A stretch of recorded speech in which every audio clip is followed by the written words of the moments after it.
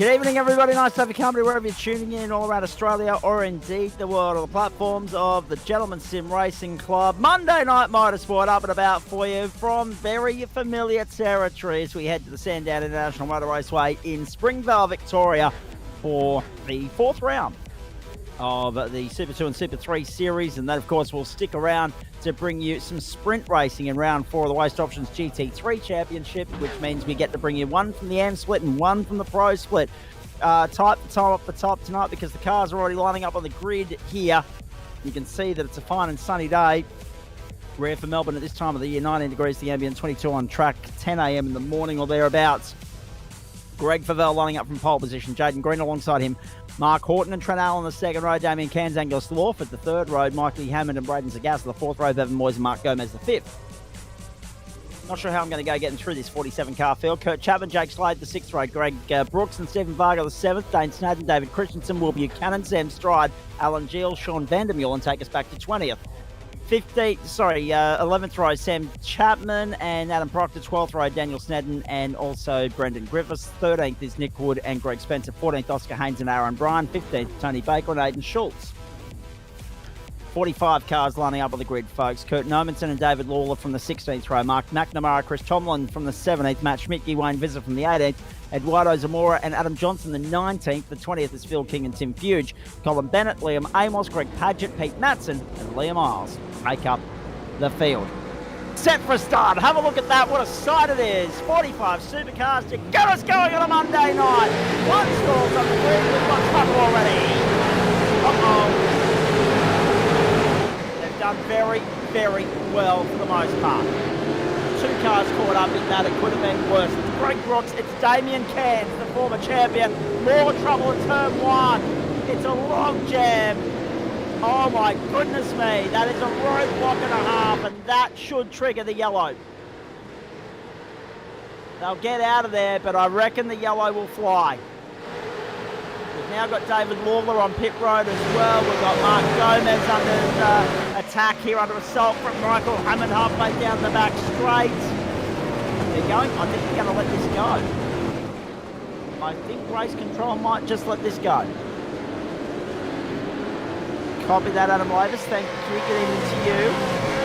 Zach Cave and Adam Lavis with you on commentary. If you haven't already realised, ladies and gentlemen, I don't think we've got race control. So therefore, Sam Stride in trouble there as well.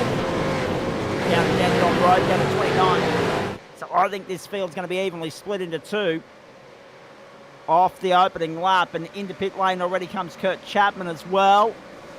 Have a look at that for sight. We will have some replays for you in just a moment to pick apart what happened at turn one, but as you saw, there was a good 10 or 15 piled up there with nowhere to go. Greg Favell leads us away. Jaden Green is second.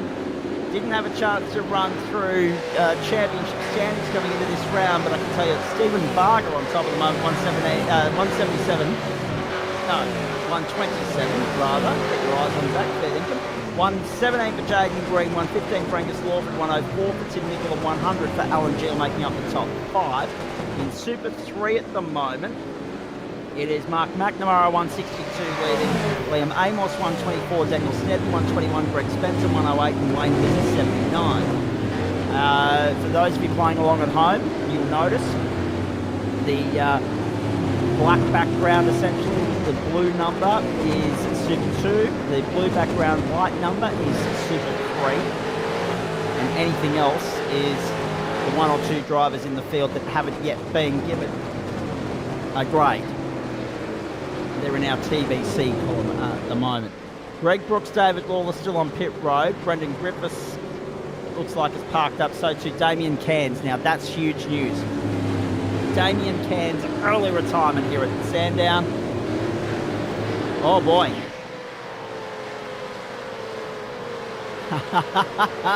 Yes. Graham Stewart. Oh, that is great news. I am looking forward to this already. Graham Stewart, instead of just sitting back being a couch critic and providing the comedic value to the broadcast, will now be putting his money where his mouth is, getting out in the thick of the action and amongst it, and going toe-to-toe with the likes of Brooks. That will be good fun. got anybody to take Graham's place as the resident comedian? Time will tell. Greg Favell, Jaden Green, Trent Allen, Angus Lawford, Braden Gas in the top 5 here in the early stages. Excuse me.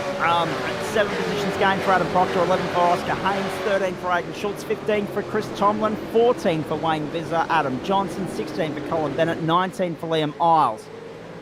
They're all the big winners out of all the garbage and the carnage that we've seen so far.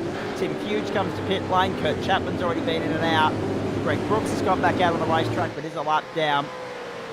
Brendan Griffiths and Damien Cairns parked up. We have 4 retirements, or 2 non-starters and 2 retirements already. The old neutral trick.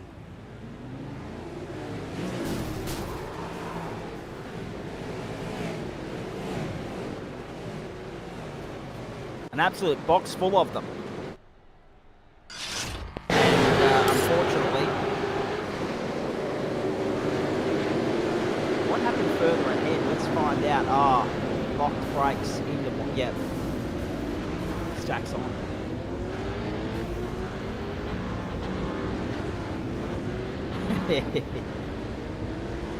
Excuse me, folks. Every time we start a bloody broadcast, I have to start with a frog in the throat. Griffiths is disconnected. We know that. And it actually looks like it was just a packet server loss by the looks of it, because he's showing us 0.36 of a lap. So rather than sitting in pit lane like everybody else. Yeah, that's a costly box full of neutrals for Damien Cairns, the defending champion. How lucky he was that he didn't get collected by more than just 1 or 2 cars. That could have been such a much bigger accident than it was. Unfortunately, as much as that was the positive out of the situation, the negative was that we didn't get to turn 1 without wiping a few more out. Phil King and Sam Stride have come to pit lane. They've resumed. Damien Cairns reporting some sort of glitch at his end, unfortunately. Thanks for tuning on in, mate. We appreciate that. Hope you're enjoying it. From the Spectators Lounge, a rare opportunity to actually have a look at what's going on out there in your absence. But thanks for reporting back to us. We wish you better luck next week. Actually, anything's got to be better than a box full of neutrals and a glitch, tech glitch on the grid. Yes. Graham Stewart pointing out the bleeding obvious. All talk at the moment. Let's see what he puts into action at about, 3/4 of an hour time. Kurt Chapman caught up in an incident there at Dandenong Road. His teammate David Loy was the first one to spin. Yep. I think there'll be a fair bit of that going on tonight. I mean, that being said, unfortunately, with no race control, we lost the opportunity to bunch the field back up. So there are a few battle packs out there, but it's far less than it otherwise might have been for a field this size, given how much time is lost by those that are caught up in turn 1. Down the main straight we go, 7 laps gone. 7 minutes gone, and we start lap 7 for some of these cars. Some of them are already about a quarter of the way through the lap. Michael Hammond running 5th place at the moment. Up 2 spots on where he started. He's got Braden Sagassa for company. He's got Angus Lawford just ahead of him there. 3-way battle pack for 4th. It's the tightest one in the top 10. Sagassa around the inside. Contact with Hammond. Did well not to light it up and loop it there. And Hammond did well to hold on to it. That could have been worse. Oh, the shots have been fired. The battle ignited. And Michael Hammond in 5th place is under serious pressure here from the youngster Braden Sagassa. Great to see the gas man back in the cockpit. On the subject of GSRC members in the cockpit, one that isn't tonight, well, I'm not expecting him to be, Trent Lavis. Happy birthday to him. On behalf of all of us here at the GSRC, a few of us made our presence known over at his place last night, down towards the Goldie. And very nice bit of real estate he's sitting on right there. And I did get a first-hand look at the sim rig that he operates with. very nice bit of kit, no doubt about that. He'll be back on deck, no doubt, tomorrow night. Livesy Racing Up and Comers, Wednesday night, GT4, Thursday night, Formula V. We say happy birthday, number 37 to T. Wavis from all of us here at the GSRC. So did you spend more time trying his sim rig or his hot tub?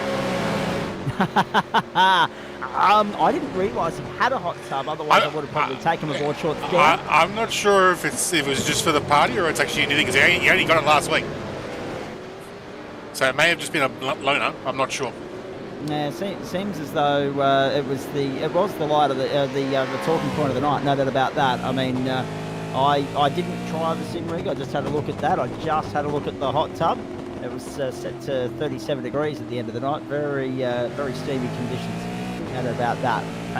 Put the sim rig in the hot tub, no, I don't think electronics and water go hand in hand, Brian. So we ride on board with Lawford. Pressure here from Hammond. Hammond happy to just follow through. But of course, it's Trent's being a champion on both sides of the fence, both Sim World and Real World. He's had great success up here in Queensland Motorsport events, most famously, of course, his Lakeside 300 win with Cal Watmore, his Willowbank 300 win with Dylan Cottle.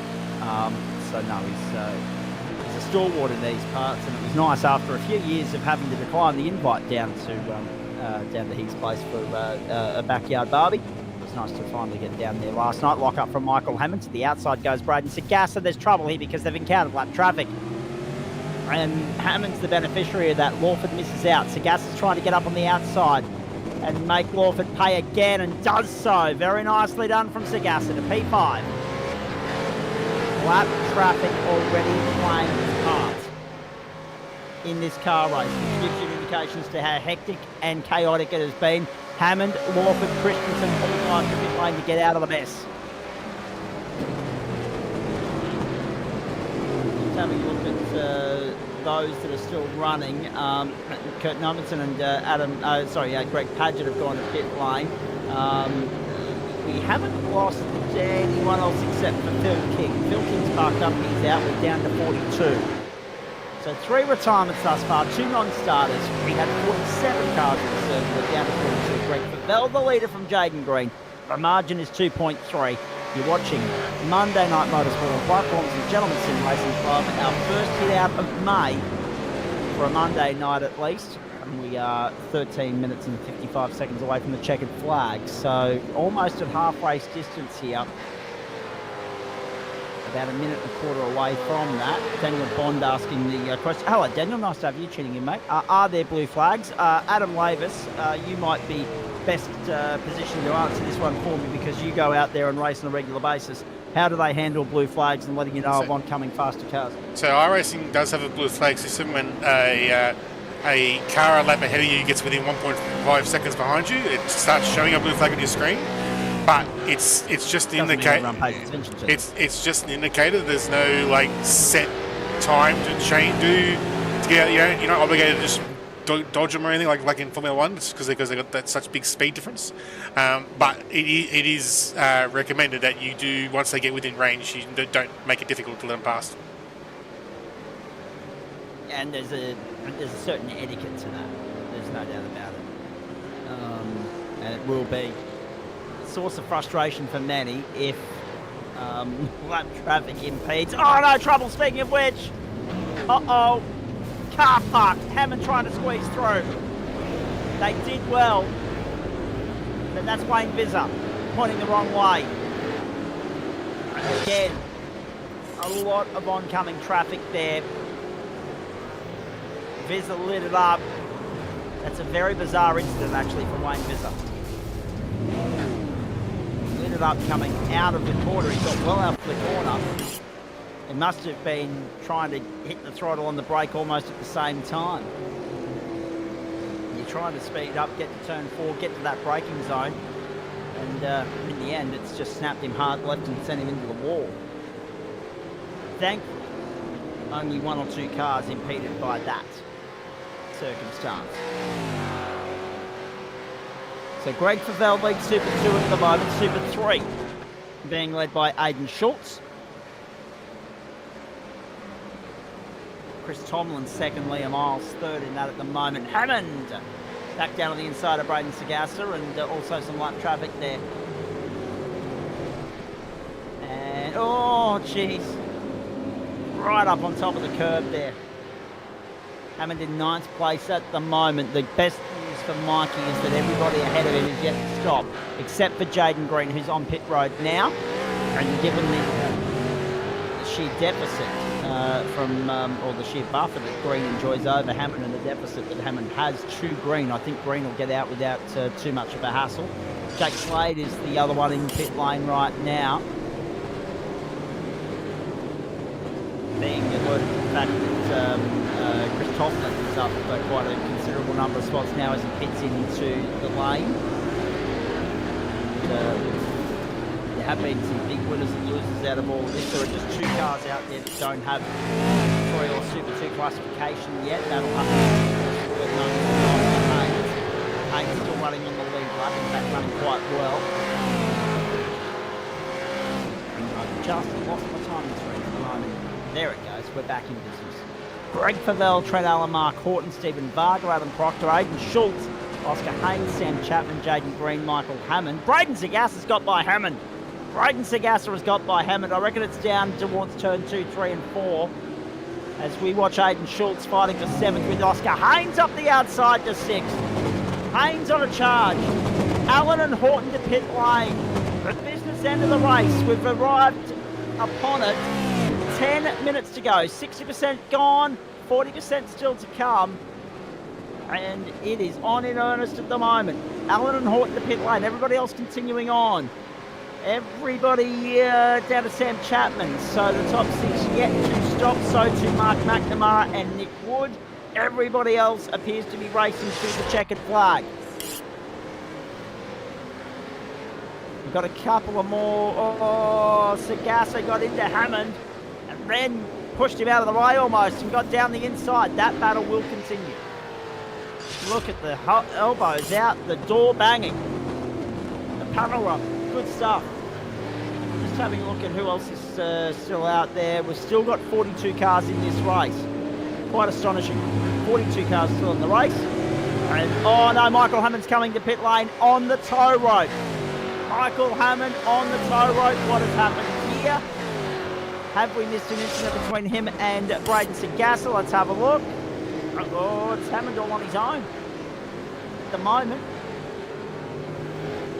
Oh, he's gone straight on it too. Has the steering gone on that car? Oh boy. There's a race-defining moment.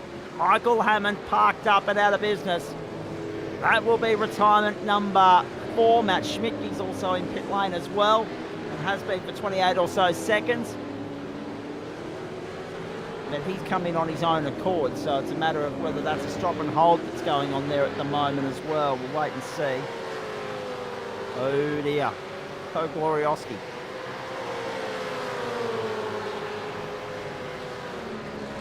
Greg Favell on the comeback trail at the moment, sits 4th. He's the best placed of those two have stopped. Only Schultz and Chapman behind him, and Varga and Haynes ahead of him are yet to stop, and Haynes is under serious pressure right here from Greg Favell. That's how good Greg Favell is. Come in and out again, and young Oscar Haynes hasn't even stopped. Yeah!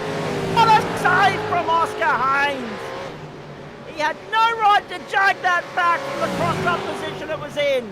Favell goes on by. Favell's not just the effective leader, but the outright leader, because young Stephen Varga has come to pit lane, and so too has Jaden Green.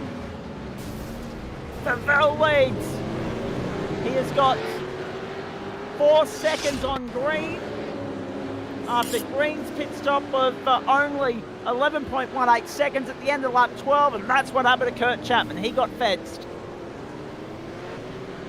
Been a big day of motorsport, hasn't it? I mean, we're sitting here now talking virtual racing, and we will do till about 10:15 Eastern tonight. But remembering, folks, we had Formula One this morning. We had NASCAR as well. Both events making headlines for very different reasons, but all the right reasons. And looking forward to seeing what's ahead as the season of motorsport continues. Of course, this coming weekend, it's IndyCar back centre stage at the Brickyard, Indianapolis. There's also a round of the World Endurance Championship, the IMSA WeatherTech Sports Car Championship in the United States. There'll also be some NASCAR and MotoGP as well. Another big weekend ahead. Haynes, Schultz, Chapman to pit lane, and the field will be cleansed. With the exception of Mark McNamara, but he's not in any sort of contention. So let's just focus on what's going on in front of us here. Favel leads from Green, Allen, Horton, Varga, Moyes, Sagassa. We're riding with Brayden Sagassa now on home turf. Whoa! Gave Bevan Moyes a little bit of a push along there. There's a car in the grass coming back on the circuit.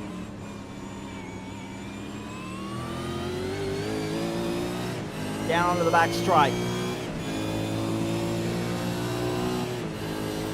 Sagassa, one intro to wins Pro Master Championship to his name. Has been a proven performer in so many different categories. Is pushing Bevan Moyes along the Dandenong Road. To the braking zone. Bigson down the inside. Sagassa couldn't get it done. Moyes holds on for the moment. Sagassa had it lit up on the exit. Bouncing off the rev limiter. Main straight again. All the hard work still ahead of him here. Lap 18 of the motor race. 5 minutes to go. I think there'll be 4 to go at the line for Greg Favel. We'll get it to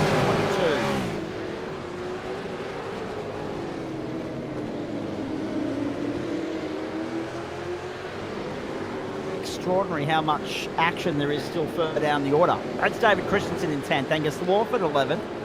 That's who you're riding with. Will Buchanan, Adam Proctor and Aidan Schultz now distant 14th. 6 seconds off that train. So that train is 1, 2, 3, 4, 5 cars deep. They're chasing the lapped car of Sam Stride at the moment, who graciously moves out the road. Christensen, the next target, is also lapped traffic. They'll be hoping that that car moves out the road as well as they get to Dandenong Road. This is the battle for 10th. And it's very much alive and well. Moyes, Sagassa, Slade and Geel are fighting out for 6th in very similar fashion, and Horton is under all sorts of pressure from Stephen Barker. There's the three battle pack. Racetrack! Christensen's thrown it away! Christensen's thrown it away! I was about to say... Have a look at that. Oh my goodness. I was about to say, this is one of his best turnouts for the supercars too, unfortunately. I'm glad you didn't say it, because that would have been the commentator's curse. But that's disappointing. That's your teammate in the wall there, Adam. So, as chat requested on the timing tower there, you got the 10.4 second column as the stop time and the 32 second column is transit time. So the guys that have got 0, what that would be is they've run wide out of the last turn and re-triggered the timer for the pit lane, so they won't show their transit time. But yeah, the stop time's still valid. Culver tuning in now as well. We're being asked about class positions. We will break that down for you shortly. Leader of the Super 3 Series is our good mate Aidan Schultz in 13th outright. And he's well ahead of Chris Tomlin and also Aaron Bryan. Got that well covered at the moment. Have a look at this. Dane Snadden in 15th. Chasing Sam Chapman and Mark Gomez for track position.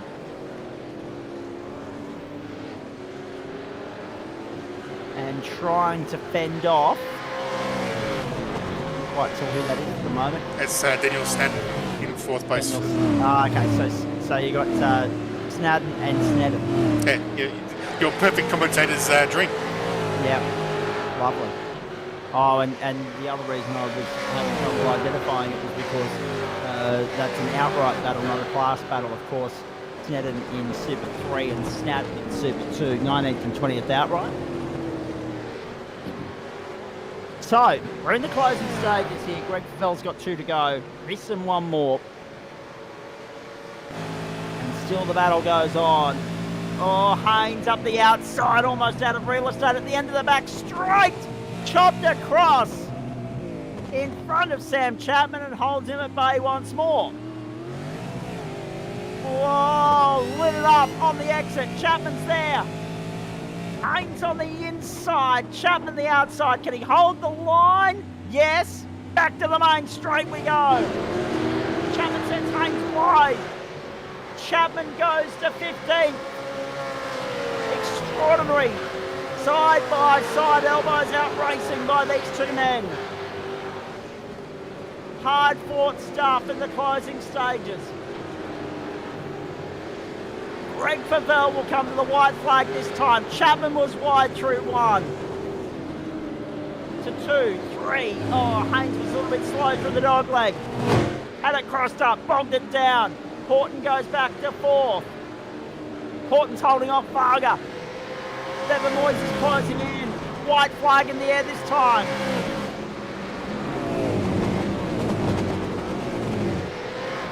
Seconds to go. This sets the recipe just nicely for us for the rest of the night, ladies and gentlemen. This is a beautiful warm-up before we take you to the Red Bull Ring in Austria. Here's Barney doing the final. For Waste Options GT3, 20-minute sprint racing first up from the AM split, and then a 35, 36, 37-minute race from the Pro split to bring us home on a Monday night. Looking forward to it immensely. Favell, Green, Allen, that looks pretty sorted. We're focused on the battles further afield. And this is Daniel Snedden going down to Dandenong Road and getting it out of shape. And getting collected on the way through. Last turn, checkered flag. He wants that number 1 back. His teammate, not going any further than the start line, helps him immensely. Greg Favell gets the job done. That's Sandown. Round 4 of the Super 2 and Super 3 series, I should say, of this season. And what a performance it was. Favell was clinical, won it by 7.5 to Green. Allen in for 3rd. Horton, Varga, and Royce made up the top 6. Sagasa home in 7th ahead of Slade. Geel held off Lawford. Buchanan and Proctor. Gomez was 13th. Chapman and Schultz 14th and 15th. Schultz is the winner of Super 3. Round 4 of the series. Magnificent. Positions gained and lost. The big winners there out of all of that. Let's just have a quick look. I can also update you that we ended up with 37 finishes in the end. Not a bad effort, that. 37 cars getting the checkered flag. David Christensen, a late retirement. So too Eduardo Zamora, Nick Wood. We know about Mikey Hammond, Matt Schmidtke, also a retirement.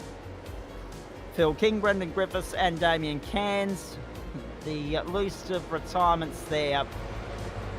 So that's what, 8 cars retiring, 2 non-starters. So 37 home out of 47, not too bad at all. Positions gained, there are the results on your screen, folks. I'll go through some of the big winners and losers from a positional gain standpoint. Let's talk double digits only, because there's plenty of them. 10 gained for Alan Geel and Adam Proctor, 15 for Aidan Schultz, 11 for Oscar Haynes, 17 for Chris Tomlin, 24 for Liam Isles. Wow, that's impressive, from 45th to 21st.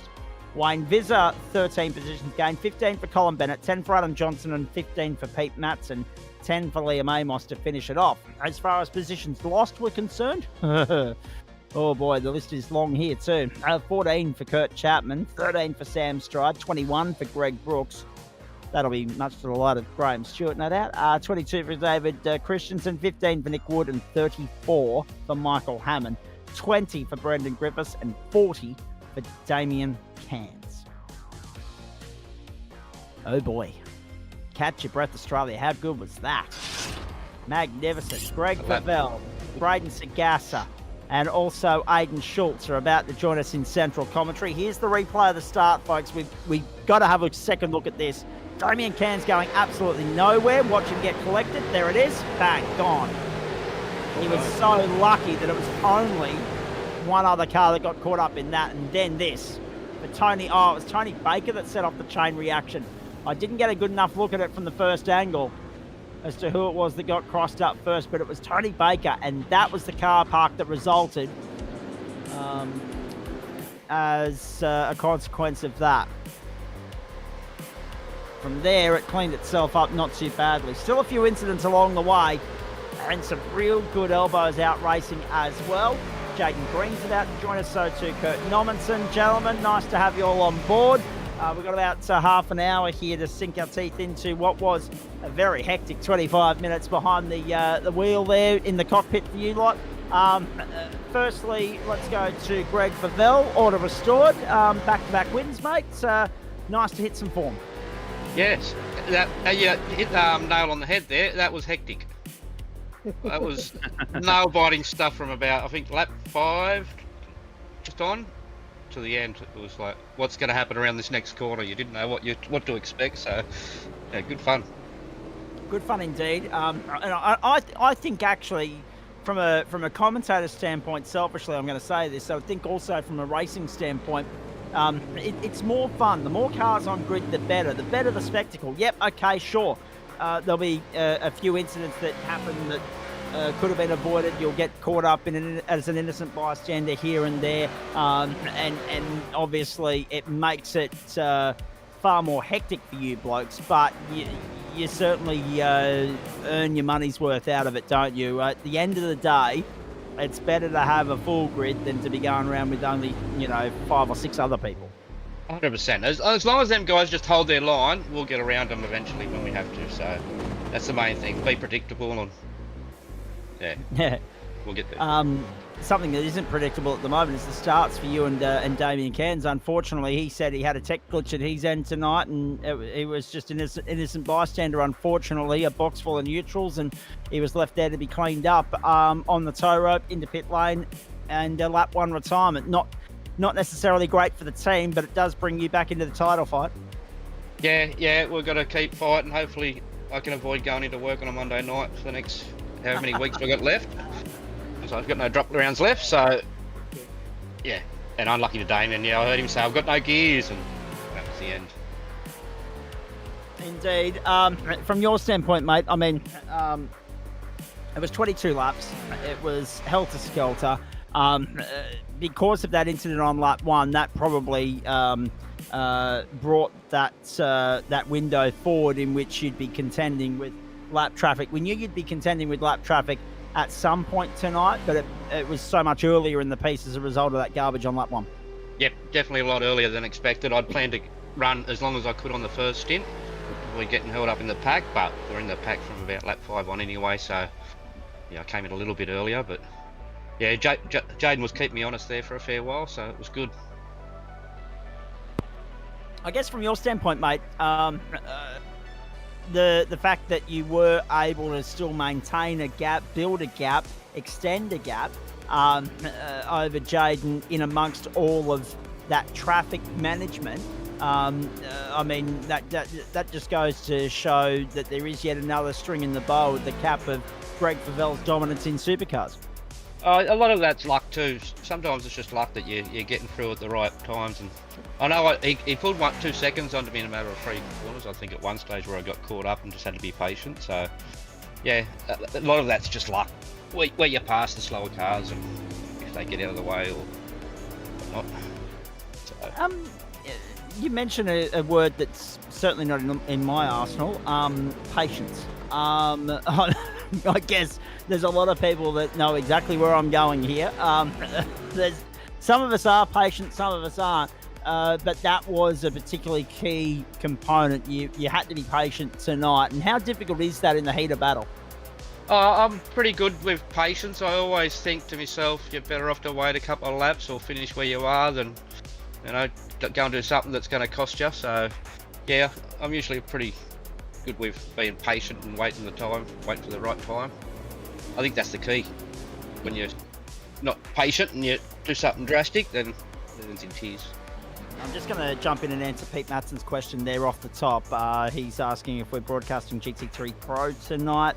Mate, we're doing one race from AM and one race from Pro. We'll start with AM for the opening leg of the sprint double. and go to pro? We're off to the Red Bull Ring very shortly, mate, but thanks for the question, and therefore that enables me to clarify it for everybody tuning in at home. And we're looking forward to that immensely. Hope you can stick around and join us for the rest of the night here on the platforms of the Gentleman Sim Racing Club. Whilst we've got Greg, Adam, let's remind everybody of where we're going now that we've ticked off one of the big events on the calendar. From Sandown, we head updated graphics, very nice. We go to the Red Bull Ring. I go away for a week on a Monday night, and everything's changed. There's now a nice green box lit up around the calendar venue that we're up to, and the date as well. May 13 off to the Red Bull Ring. So I guess, we're starting Monday night next week, where we end Monday night this week. That's lovely. Then on to Oran Park, then on to Portimao, Canadian Tire Motorsport Park, Motorsport, Motegi West, and Mount Panorama Bathurst to finish us off. Greg, I'm impressed by the numbers, by the interest in supercars at the moment, the way in which the grids here are off the Richter. Given that we've been able to maintain those numbers through circuits that aren't necessarily everybody's favourite, and also match them on home tracks as well, and we've still got another 2 to come. It bodes well for another big grid at the Red Bull Ring next week, which probably, for lack of better words, just lines up or sets up a slipstream marathon. Yeah, 100%. Red Bull should be good fun. So look forward to a bigger circuit where we can all just get on and get in the tow and save some fuel and have some fun. Yes, exactly. And then Oran Park, I guess that's just going to be bloody hectic again with a grid of 40 plus. One of my favourite tracks, but I'm not looking forward to that at the moment. No, I wouldn't be either. That being said, how crucial is it now? How happy are you now that it's lone qualifying and everybody gets an opportunity to have a clean run, and it's at their own peril if they muck it up? I think the lone qualifying was the only way to go with the big grids, especially on the shorter tracks. It's open quali on tracks like Red Bull's excellent, but I think lone quali and then it's just man and machine, so you can put the best lap and puts everyone probably where they should be on the grid. Exactly, and that's exactly where we're at the moment. You are the benchmark once more in the Supercar Championship, mate. Well done. Congratulations. We'll go and have a chat to a few more of these blokes and look forward to catching up with you again next week. All right, I'll just say well done to Mark Horton too. I think that's his best finish so far. Yes. Fourth place, so good job to Mark. He's been practicing and trying hard, so good to see the results. And welcome back, Zach. Thank you, mate. Nice to be back. Although I'm away again next week, so I'll see you in a fortnight for Oran Park. It's just how the calendar's lining up at the moment. I am back in Cessnock next week. I am back there the week after as well, but I said to Adam Lavis, I can't miss 2 Monday nights in succession, so I'll miss the first one and do the second one. Hey, on that note, you mentioned Mark Horton. Quick comment from you before you go. How good is it to be watching the stable grow and improve week in, week out? Obviously, Damien Cairns was brilliant last season, took the number 1 off you, and now you got Mark Horton coming on leaps and bounds, mate. The tribe, the cohort, for lack of better words, is really strong at the moment. Yeah, it's just good fun for us all. We all get in Discord and have a chat and talk about things and help each other with setups and stuff. So yeah, it's good to see results from all the practice, and Mark's been trying hard to work out how to set up a car, so maybe he was on a different setup to me tonight. We'll find out. All right, very nicely done, mate. Thank you for that. Go well for the rest of the week. We'll catch up next Monday. Well, I won't, but someone will. Thanks, fellas. Beautifully done. All right, from Greg Favell, the race winner, to Jaden Green. So 2 Fords and a Holden in the top 3 tonight at the Holden on the top step of the summit. Jaden, welcome to you. Again, racking up those consistent results, mate. Exactly what you need to string a championship together, but we know that that's not exactly achievable, again, due to other obligations and commitments at your end. Making the results count while you can, while you're here, is what it's all about. And you and Greg Favell remain the benchmarks, but he was just a cut above tonight. He brought a little bit of luck. That was important, but also the fact that he had pole and converted it served him well too. Yeah, I actually make 8 rounds this year, well, this season, which is good, so be able to put on a full-fledged championship. But yeah, Favell, he's quick. He's very quick. I was trying to keep up with him, but yeah, as he would hit traffic, I'd hit traffic the next lap. But yeah, consistency at the main point. I'm just trying my hardest to get the setups done. With the Revolution e-racing, their tie-up with us and Project 36 is helping a lot right now. So I ended up running a Project 36 setup for that race, which was actually very good. Indeed. Just tell us more a little bit about that. I mean, obviously, it's always nice to get a leg up from somewhere, from someone. Who's the contact that set you up in the right direction there, please? Brooksy got us. He decided. Well, I believe it was Brooksy. Ended up making the tie-up between everyone, and then I got into contact with Brandon Griffiths the other day, and ended up getting a set off of them for a trade of some pictures of my real-life Falcon. So that ended up working out well for me. That's a very good trade-off, actually, quite frankly. In saying that, nice to, I mean, Greg's no stranger to, doing setups for the entire fleet, the entire club, anyone that wants to play in this championship. But it's nice to see a couple of individual teams working together as well, mate. Yeah, well, I gave Trent, who finished third, I gave him a set when I was up at work earlier this week, and all I was doing was watching the Garage 61 timings just keep getting bumped and bumped. So it's pretty funny from my behalf. I was telling him, if you keep going faster, I'm not going to give you any sets anymore, because he was going faster than me. Yep, very nicely done. And you continue to fly the flag for Locked Up Sim Sports, but Adam Proctor and Sam Chapman, strong results for them tonight. Both moved forward from where they started and got home. It was Adam in 12th and Sam in 14th. So you boys at Locked Up going okay? Yeah, I didn't know Sam was racing until I passed him on track. But yeah, Proctor did a good quali lap, but he ended up 18th. So he was not even a second behind the leaders, basically. It was a very tight field, so it makes it difficult when you can't put a proper lap together. And I mean, you've already mentioned that you were catching traffic about a lap after Greg. That's to be expected with the margin that he had on you. But did that impact your strategy in any way, shape or form, or were you always planning to pit on lap 12, mate? And just how challenging did you find navigating your way through that lap traffic, which, as Greg said, we encountered much earlier in the piece than we otherwise would have? The strategy, I was just driving it until it started getting a bit too slippery for me. So that lap that I pit, I ended up having a couple of wild moments, but the traffic was a little bit frustrating. I ended up getting held up about 1 point and lost about 4 seconds to Trent behind me, but I'm lucky that I was able to put in consistent laps and just slowly bridge away. But it definitely throws a spanner in the works, but it's good to have a field full of 50 cars, basically.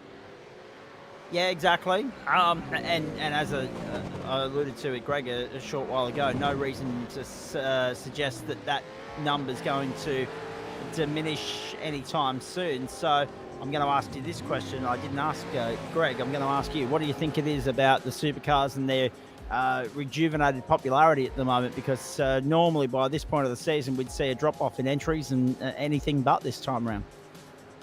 No, I think it's the good quality racing, and yeah, I don't know. I think it's the good quality of racing, and these things are very fun to throw around a track. Indeed they are. And what are your thoughts on the next stop of the championship campaign, mate? Next week, Red Bull Ring. Red Bull Ring, yeah. The Draft City, everyone will be trying to get into the toe. I haven't done a lap around there, so it's going to be a difficult one to get my head around. But the next round after that, Oran Park, that's going to be a headache. I reckon you'll be seeing lap traffic on lap 2. Yes. Maybe even lap 1 if you're not lucky.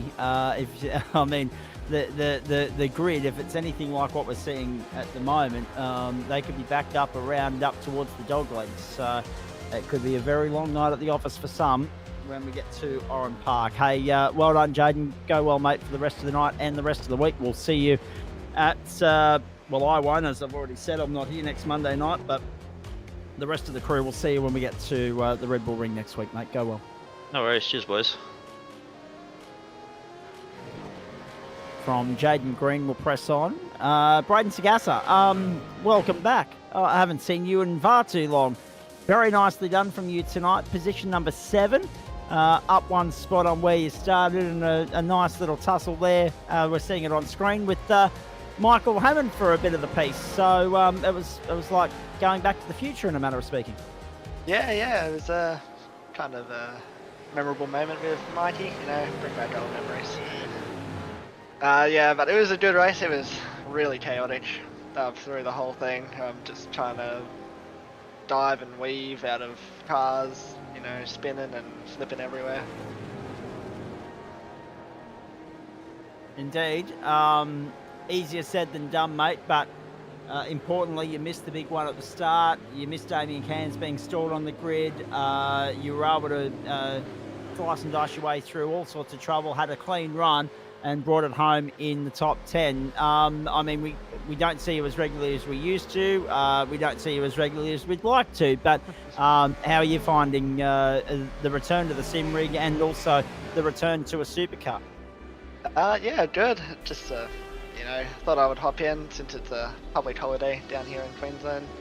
Yeah, so yeah, I'm not here as often. So I'm working night shift now, so can only hop in, here and there on the public holidays. Right, Braden, hang on.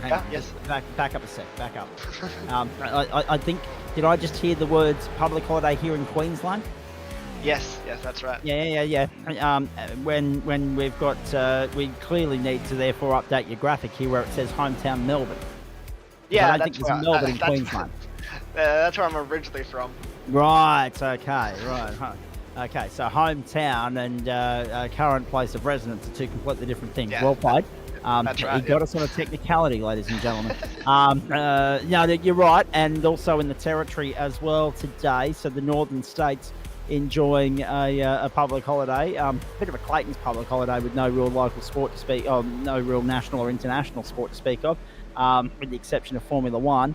But yeah, it was still nice to kick back and relax and not have to go to work today, I will admit. That being said, we're going to look silly in about 5 weeks' time when the rest of the country's enjoying a public holiday and we're all stuck at work. Again, logic it often and common sense often don't go hand in hand when it comes to public sector. Braden, so this is just a cameo for you. Give us an update. What's keeping you busy? How's everything been going for you? And how far are we off maybe seeing you back here on a semi-regular to regular basis? As long as I'm paying bills, I'll be working night shift. So probably not for a little while. Sorry, Zach. Oh, moment there. Yeah. I was going to say, good moment too, safely. Yeah, it was going to be a while. If I come back, maybe I'll call a sickie and come back and see you, Zach. Good boy. I mean, I'm only down the road in Ipswich, so, you're always more than welcome to come and say good day. And I'm sure if Trent Lavis had known your whereabouts, he probably would have invited you last night too, but that's another story. We will continue on this note to grill you just for a little bit longer. We do have 1 day time offering. It's the Enduros. Will there be an opportunity for you there as when the Enduros continue later in the season to jump in and have a steer? Yeah, we've got a new member to our team and he wants to start up the Enduro again, so we might get a few boys together and do it again. All right, very nicely done. And how easy is it to just hop back into the rig after a while out of the seat and refamiliarise yourself with something as difficult to drive as the supercar, mate?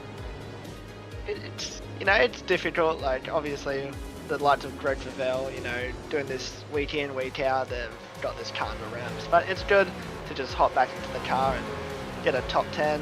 Just come home and I think my car was back in one piece, somewhat. There was a bit of bumping and rubbing with Mikey Hammond for a bit. But yeah, it's good to come back and get a top 10 and just get home the points. And that was a nice save as well, actually, late in the race in your battle with Bevan Moyes. Mate, great to catch up. Go well for the rest of the campaign, and we look forward to checking in with you on the next public holiday. Thank you, guys. All right, there he is, Braden Sagasa. He says it was pretty difficult, but 7th in a field of 47 makes it look relatively bloody easy, actually. Well done, Braden. Fantastic. Kurt Nomenson's here. So too is Angus Lawford. So too is Aidan Schultz. Schultzy, I've got to go to you because you picked up the W in Super 3, mate, and did so by a resounding sort of margin. Well done. Yeah, good evening, mate. I'm in another league race at the moment, so I do apologise, but I've been listening in the background, so see if I can do 2 things at once, but good to talk to you, my friend. And good to have you back on board. Mate, the Shell V power entry looking very, very nice, if I do say so myself. You just tore that one to shreds, but as everyone else has already said, mate, a challenging 25 minutes in the cockpit because there was just action everywhere you looked and plenty going on. Yeah, I don't know what happened at the start there. I started nowhere, so it wasn't... Sorry, I'm just going through pit lane, but yeah, didn't know what happened at the start there, but got a clean start. Unfortunately, I got into Aaron Bryan, I think, early in the race, which wasn't ideal. We're having a good trundle at the front, but of class. But yeah, it was a good race, man. Just trying to keep it clean and first time being back for a little bit, so just trying to keep it clean, mate, and that's what we did, and we come away with the win, which was good. Indeed it was, and I guess keeping your nose clean was important, staying out of, avoiding the incidents, but then obviously from your standpoint, you've got guys that aren't in your class around you, you've got lap traffic to contend with, and you've got guys that aren't in your battle behind you as well, and yet you've still got to contend with all of that. So how do you go about that, knowing full well that your competition is a fair way back? Oh, you just got to race your own race, mate. You're not racing the people around you, so if they're in Super 2 and they're quicker, obviously they're there for a reason, and you just got to race your own race. I knew that I had, obviously a gap, I saw that, but there was no point me fighting. If I was to finish, like I went from 30th to 13th or something, but there was no point me fighting to try and get 9th. Like, it was not going to make any difference on championship points or results, so just letting them do their own thing, running my own race and just running my own car, and that's what I did, to be honest. And yeah, you know what I'm like, mate. I'm the grafter, mate. You just get it done. It's not about being the quickest every lap. It's about to finish first. First you must finish. Exactly right, and you certainly did that tonight, mate. Well done on that. Congratulations. Thoughts on the Red Bull ring quickly before I let you go? Be very, very draftable, as Greg said. Totally different style of racing to what we saw tonight. So, yeah, going to be good. I think it's going to throw a little bit of a cat amongst the pigeons in relation to Super 3 and Super 2 if we get the size of the field that we saw tonight. And just quickly, from GSRC and everyone, that's an amazing field tonight. That was really well done. So if we see that at Red Bull Ring, that'll be great. So we might see a little bit of a difference there with the draft. If we do have standalone quali that we had tonight, as Greg did say, not sure whether we're going to do it at Red Bull Ring. It creates a total different aspect. So it'll be great race and great fellas, and mate, it'll be a good spectacle. Regardless of the result, it'll be a good spectacle because Red Bull Ring is one of the best tracks in the world, and it creates good racing, especially in a supercar. I think with those big long straights and those heavy braking zones, it's going to create some great racing. Agreed. Well done, mate. Congratulations on the Super 3 W, and we'll see you next week. No worries, mate. Take care. Thank you. There he is. Aidan Schultz also making the most of a public holiday for the alleged Sunshine State. There's the updated championship points on your screen there, folks. As you have a look through them, we're going to hear from Angus Lawford and also, of course, behind him, Kurt Nommenson. Start with you, Kurt. What do you make of the night out, finishing down in 35th after starting in 31st? Challenging, it looks like. Yeah, I definitely got a little unlucky. I almost survived that turn 1 car park and just got hit from behind by someone else. I don't know who it was that hit me, but that just made it a little difficult. At the start of the race, had no rear wing, so persevered and just drove to finish the race then and had a bit of fun with the ones I was racing. And difficult to get your fast repair as well, and also maintain some sort of strategy, but to at least get to the finish line, there were a few that weren't as lucky tonight. Yeah, definitely. I tried to sort of get it to a point where I could fuel up to the top, or as close to the top as I could, and just drive it to the end with the fast repair. Indeed, and what do you make of once you got into a rhythm and once you got out of or away from the carnage and got your top up and your fast repair? What do you make of the car, the circuit, and also the positional battles that you found yourself in and the traffic? Yeah, definitely very difficult. I think a lot of it was a skill issue on my end. I definitely did more seat time than what I did put in, but hopefully next week for Red Bull Ring I'll be a little bit quicker and be able to race further up the Super 3 field. Very nicely done, mates. What are your thoughts on... Well, that's actually a good point, because you're one of the two non-classified drivers in the field tonight. What are your feelings on the Red Bull Ring next week? It should definitely be interesting. Doing it tonight in the GT3 should help a little bit. Yes, agreed. So we'll see how I go there. I'll definitely be doing a lot of practice in the coming weeks as much as I can around a very busy work schedule now. I'm starting to get a lot more shifts there, so... All right, very nicely done, mate. We'll let you go and we'll quickly catch up with Angus Lawford. Thanks for that, Kurt. No worries, thank you. Angus, I apologise. We've got to keep this a little bit brief and quick, but well done, mate. A nice result from you. What was it, 10th in the end? Even though you lost 4 spots, you kept it relatively clean, avoided the big incidents and brought it home. Yeah, it was a bit unfortunate. Got unlucky. I could have had at least a 4th place, but unfortunately some cars came out of pits really early and lap traffic, and they decided it was time to battle each other and kind of got stuck behind them and almost ran off the road trying not to hit them. So ended up having to change my strategy and go into pits a lot earlier than what I expected, and that ended up making my tyres die at the end. So yeah, a bit frustrated with it, but in the end, still another top 10. It's massive points towards the championship. So I'm pretty happy overall that I'm able to at least keep it within that top 10, considering the situation that I was in. And it's so challenging out there, mate, in a field that big, that if you so much as have one little slip up, it proves so costly. I mean, there are a lot of guys there that got plummeted down the order, some into retirement. So to only lose 4 spots, I mean, it's a glass half full sort of thing, as you say. The positive is you've got pace, and the second positive is you got championship points. The negative is you didn't manage to tick all the boxes, but there's a lot of potential there, isn't it? If you can get everything in line and piece it all together. Oh, most definitely. I was just like Jaden. I was keeping an eye on the GSRC.inc, and I was also one of the few that was getting into the 1-minute 6s. So I just feeling I couldn't do that in qualifying and keep it a bit further up the front. But yeah, I'll take what I can get. It's points. With consistency is going to keep us in this, so definitely want to keep it up there. Don't feel too bad about that, because trust me, there are many others around you that can relate to exactly what you're saying, and sympathise, and there's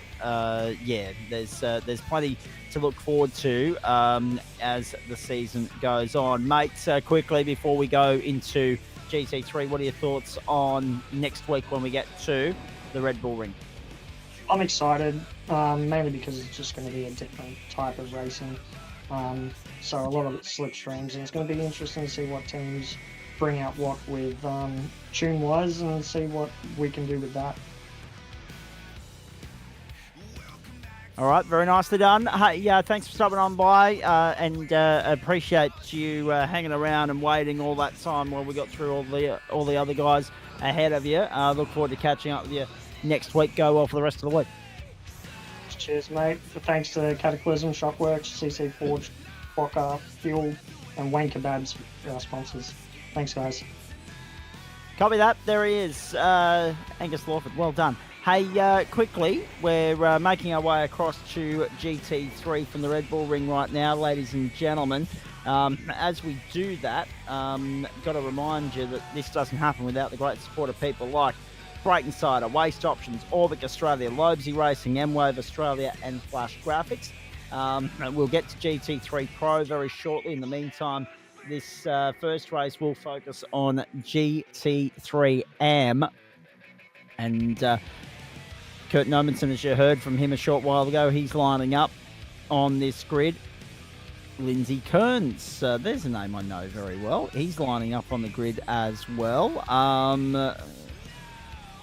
There's a field of 32 in the server for GT3M from the Red Bull Ring first up. That is awesome. The championship standings as we venture into this round.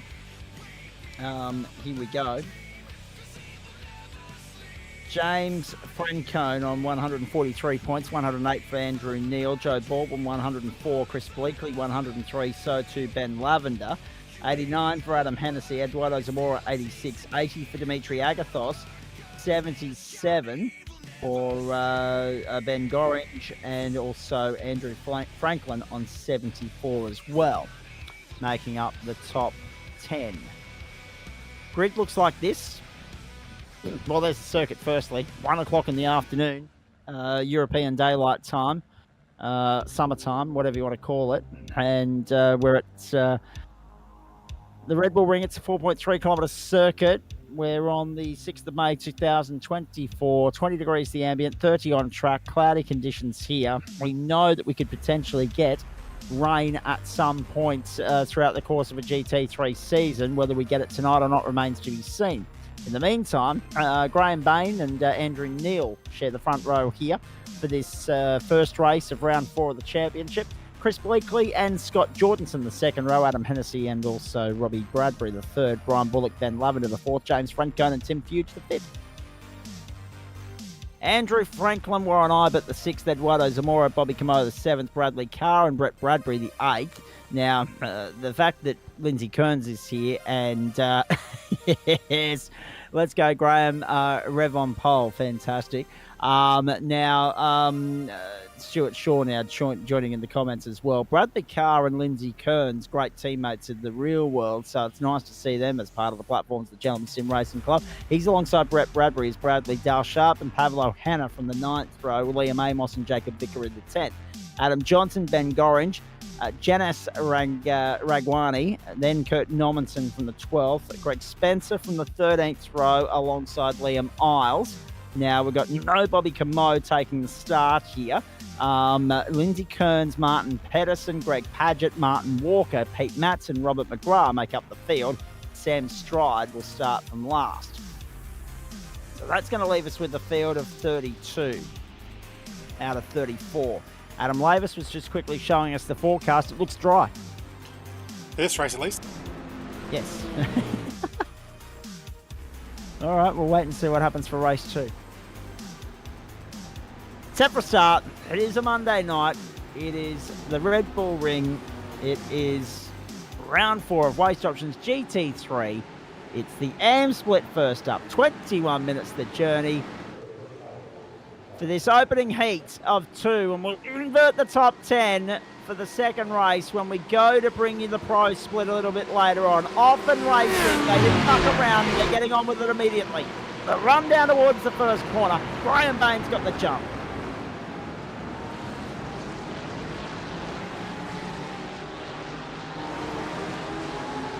Andrew Neal into second, Chris Bleakley, Scott Jordanson and Robbie Bradbury in the top 5. Now, help me out here, Adam Lavis, because we saw Graham Stewart talking a big game in the comment section earlier. Am I led to believe that is Graham Bain? Here's Graham Bain. Stewart might be in the pro split. Me. Yeah, okay, because I was going to say, I got no idea. I haven't seen Graham Stewart as yet, so I'm starting to wonder what's going on here. Bobby Camo has started from pit lane. He's joined the field. He's at the back. So there are 32 cars on the circuit. No Sam Stride, no Chris McDonald. We're underway. Down the inside, Robbie Bradbury trying to get by Scott Jordanson. And, didn't get it done. Got it a little bit checked up on the way through the corner. And bailed out of it. Through they go. Manufacturers represented in this field include Audi, Porsche, Mercedes, Ferrari, BMW, McLaren. No love for the Ford, but there are some Lambos out there as well. So 7 of the 8 out there tonight. I dare say as soon as the Ford Mustang GT3 car is launched by iRacing at some point in the near future, all that changes. Uh-oh, Ben Lavender on pit lane. Has Lavender been done for a jump start? He failed. Stop and hold as a result. Oh dear. Down 14 spots, make it 23 now. From 8th on the grid.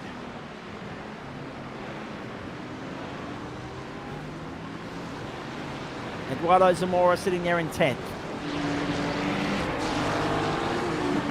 Trying to make his way through. He's got Warren Ibert for company, so too Andrew Franklin and Brett Bradbury, Dale Sharp, and Pavlo Hanna, then Bradley Carr and Liam Amos and Jacob Vickery.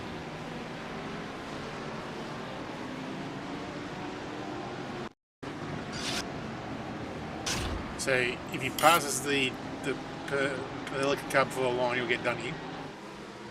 All right. Must be something else he's got a penalty for. It's interesting that he's been in pit lane. He's had a stop and hold of 51.63 seconds, and he's off it. It's not a fuel race, so it's got to be a penalty. And a 51-second stop implies that, because that's just not normal in this caper. 1:32.331 for Graham Bain, the fastest lap of the race off the standing start. Now, considering that Formula One cars get around here in about a minute. Fire, spinner at the back. Off we go. The rest of the field makes their way through. Not sure who that was that slid off the racetrack. We'll get a better look here. Ganesh Bhagwani. Oh, we got some help too. That doesn't help matters. He wasn't the only one either. Number 4 car was there as well. There was a bit more drama going on. There was a car clouding the wall. So Bobby Camos started from pit lane. Ben Lavender's been to pit lane. Bradley Carr and Greg Padgett find themselves on pit lane. Oh, more trouble! 3 miles has got through. But there was a car pointing the wrong way. Jacob Vickery. Away out of the hairpin at turn 4. Oh dear. Down to the bottom of the circuit. Through they come. It's Bain, it's Neil. Neil with the fastest lap of the race now, 1:31.059. So, I was going to say, I hadn't looked at, well done Adam Lavis, you got me. I hadn't looked at the timing totem pole, the timing tower on the left-hand side of your screen there, but I was going to say my maths suggest that this would be a 14-lap race, and they are right. So, there we go. Liam Isles losing positions here. He's being passed on the outside at the moment to the second last corner. He holds sway in 19th, but he's under serious pressure from Ben Goring and Lindsay Kearns. So too Robert McGrath. 4 of 14. It's a complete lap through. Bain, Neil, Bleakley. 3 different manufacturers in the 3 make it 4 and 4. With Scott Jordanson, Ronnie Bradbury, Adam Hennessy. James Frencone, Tim Fuge, Eduardo Zamora, Brian Bullock makes up the top 10. Warren Ibert is 11th, 2 Audis in the 11 at the moment. A smorgasbord of Porsches from 12th back. There are 6 of them in the space of 7 positions. The only one that's not a Porsche machine at the moment is Dale Sharp in 14th. Then 18th is Kurt Nommensen in the last of that 6-strong fleet of Porsches. The first of the 2 Lambos then follow, with Liam Miles and Ben Goring making up the top 20. Kearns is in a BMW in 21st. We've got Pete Matson having already visited pit lane. I think Pete might be parked up, actually. Greg Padgett's on his way back around. Bradley Carr still stuck on pit lane as well. Then Lavender back out on the racetrack, but in a tremendous amount of bother. 4/5 of a lap down on the pack and playing catch-up for the rest of the night. And Kearns has just been passed by McGrath and Spencer as well. The leader is Bain, doing a very nice job there. Neil is second. It's Audi leading Porsche, leading Mercedes. Chris Bleakley is 2 seconds down the road from this pair. So it's a race in 2 at the front. Lap 5 of 14. Platforms of the Gentleman Sim Racing Club, Facebook, Twitch and YouTube. Monday Night Motorsport up and about for the first time in May. Oh, look at that. Eduardo Zamora trying to get up on the outside of Tim Fuge. Trying to go around the outside. Trying to hold it around the outside. And Zamora with the move of the night so far. Can he hold it as they head down the hill? Did he get the momentum? Did he get the run? The answer is probably not. Tim Fuge will look to fight back on the inside. Zamora goes deep. Fuge just spun it round. Fuge just thrown it round. Oh dear. Can you believe that? Zamora pulls it off and Fuge drops down to 14.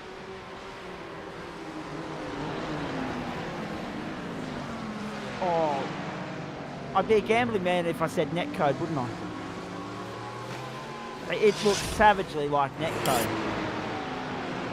There was not much of a gap between those 2 cars, but it looked like Fuge was going regardless.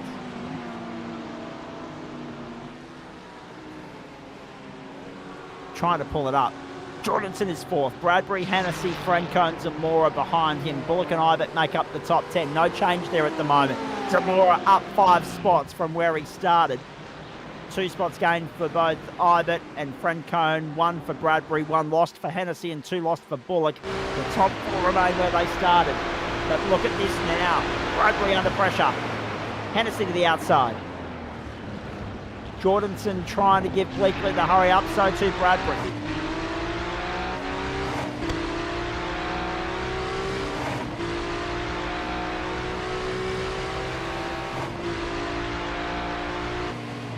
Right on board with Bradbury. Switch back from Hennessy. Can we get it done? No. Once again, the outside at the bottom corner.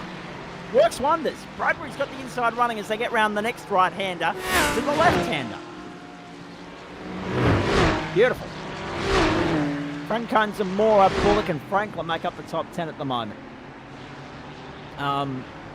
Top 4 remain where they started. Neil's just punched out a 31-0 and going punch to punch with Baines 31-3, 31-1. 31-0-5-4, the fastest lap of the race for Andrew Neil. Off goes Liam Amos through the kitty litter. Kurt Nolanson holding down 18th at the moment, racing Adam Johnson. Slipstream Hendrick here at the Red Bull ring. Make a mistake, lose the toe. Don't make a mistake. And tailgate your opposition all night long.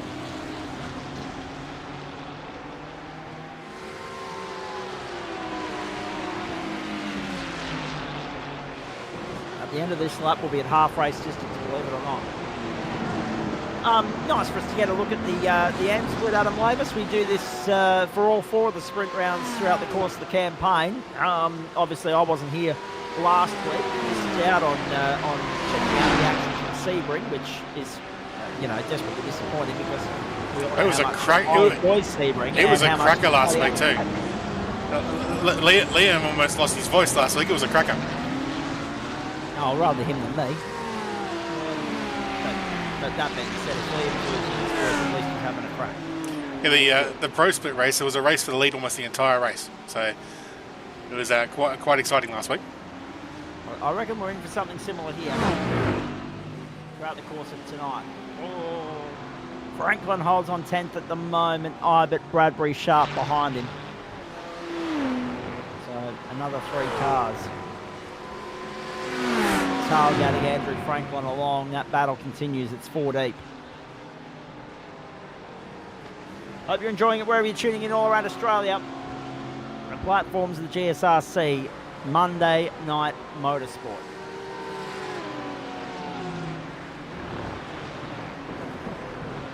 We seriously won't know what to do with ourselves whenever this ends up not being the norm anymore. I had the great pleasure of catching up with Josh Villino last night. Great to catch up with Josh. Very briefly, because as I was arriving, he was heading off. But yes, it's a great little family we've got going here at the platforms of the Gentleman Sim Racing Club. And it's become a ritual now to spend Monday nights together for the last, nearly, well, what are we into, 4 years and 1 month now it's been running. Go Zamora, comes into P8, that comment coming in, from Lame Sheep Racing, of course. Lame Sheep Racing, there's a fair bit of a New Zealand inspiration attached to that one, I'd say. Or inspiration, at least.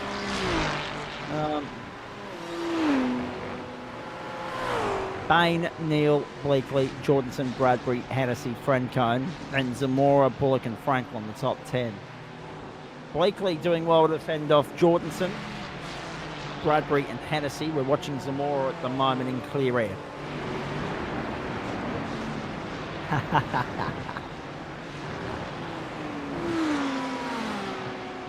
Let's not hope for any commentary curses tonight. 2 cars out there are a lap down. Our own Pistol Pete is parked up, unfortunately. Pete's out of business. Carr and Padgett remain a lap and a bit down. Baying the leader by 0.74. We go back to Robbie Bradbury in 5th.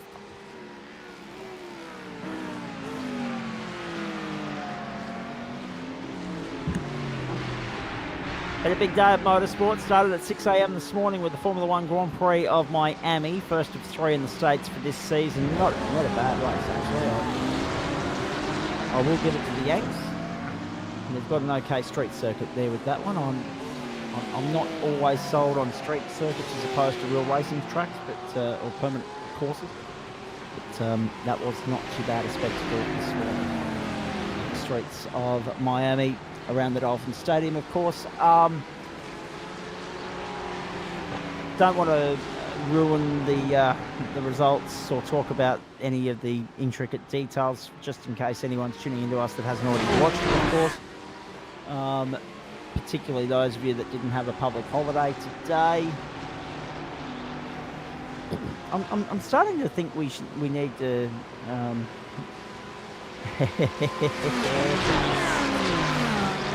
Stuart Shaw is cheering Graham on, of course, for Revolution E-Racing. In the meantime, we've picked up Robert McGrath. I'm starting to think we need to have a conversation about making every holiday a public holiday Monday, every Monday a public holiday. I think that'd be, if that was the new norm, I don't think anyone would think. And of course, then there was what happened in NASCAR, and again, I won't say anything just in case no one's seen it already, but it is doing the rounds on social media. The events of what went down in Kansas.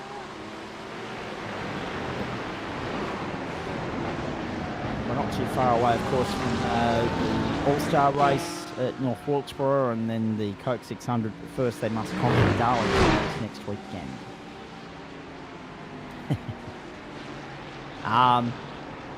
Trenton Naylor talking about the lemon wheels in P1. I don't think those wheels are at the moment. In the meantime, well, they might actually be talking about Formula One, those blokes. We'll wait and see. Shane Newens is tuning into the broadcast. Great to have him on board. Graham Bain leads. Andrew Neal, Chris Bleakley, Scott Jordanson, Robbie Bradbury, the top 5. We're on lap 11 of 14. We've got a 2-way fight for the lead. We've got a 4-way fight for the third. We've got James Franklin, Zamora, Brian Bullock and Andrew Franklin making up the top 10. But Franklin's, I'll tell you what, Franklin's under the pump here. We'll go back to him a little bit later on in the piece because that's the invert pole position that he's in at the moment. But he's got to fight hard to hold on to. He's got Brett Bradbury, Warren Ivett, Dale Sharp all breathing down his neck. Tim Fuge let go of a potential 10th place finish earlier. He spun down to 14th for Side Hustle Racing, so he'll be playing catch up in the second race as well. In the meantime, Bain continues to control it from Neal, and this is what happened to Liam Amos at turn 1. Oh dear. Thought for a moment there he was just going to turn around and drive it back down into pit lane. Save himself the hassle. of the Jacob Vickery's on pit road now as well. So Carr and Padgett have made their way by him up into 29th and 28th respectively. Jacob Vickery on pit road, and we're none the wiser as to why he's been there for 2 minutes. Here is Greg Spencer in the meantime. Way! So he's all over the back of Adam Johnson like a cheap suit and trying to fend off as well Kurt Nomenson, Bobby Camo and Ben Gorry.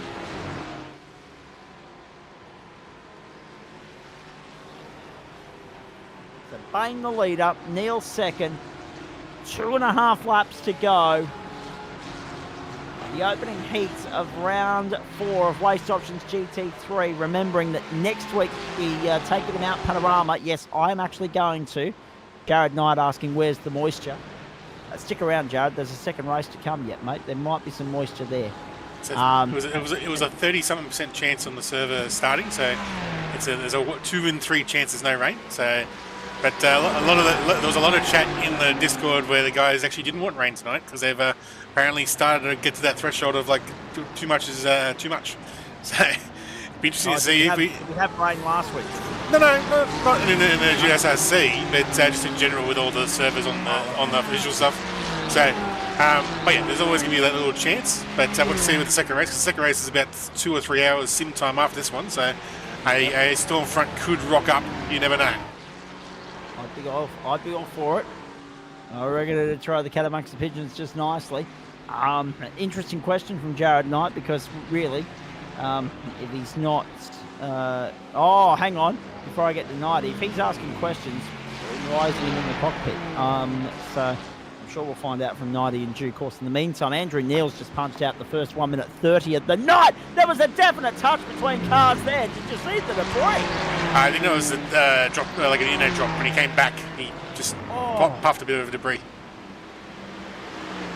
I've never seen anything as strange as that in my life. 1 minute 30.967 for Neil, the first of the 1 minute 30 times of the night.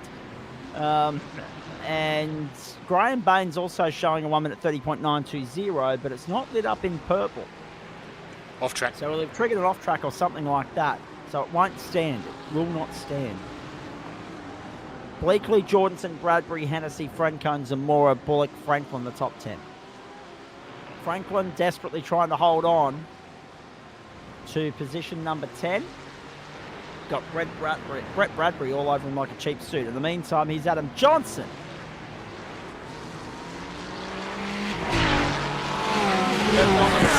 In behind with Bobby Camo all over the back of Johnson at the moment. Ben Goring's there as well. They're chasing Greg Spencer. White flag in the air, this time by for Graham Bain. So Audi looking the goods at this point. It's a circuit well suited to that car. There's no doubt about that. Here's Dale Sharp in 12th. Trying to fend off Warren Ibert. Brett Bradbury's just ahead of that, chasing Andrew Franklin. Last lap board is out. Uh-oh. Off goes Adam Johnson. Off goes Adam Johnson. Looks like he just through the kitty litter at the back of the circuit. It looks like he just ran wide somewhere. And he's dropped down as a result to 21st. Spencer remains 17th. Camo up to 18th. Nomenson and Gorringe make up the top 20 now. Bain the leader. What has Neil got left in the tank? Has he got anything to throw at Bain here? I think he's too far back. Beautiful effort from Bain. Has controlled this race from the outset. Led from start to finish. We're about to do a server switch, ladies and gentlemen. There will be a brief break here. We'll catch our breath and come back with GT3 Pro in just a few moments.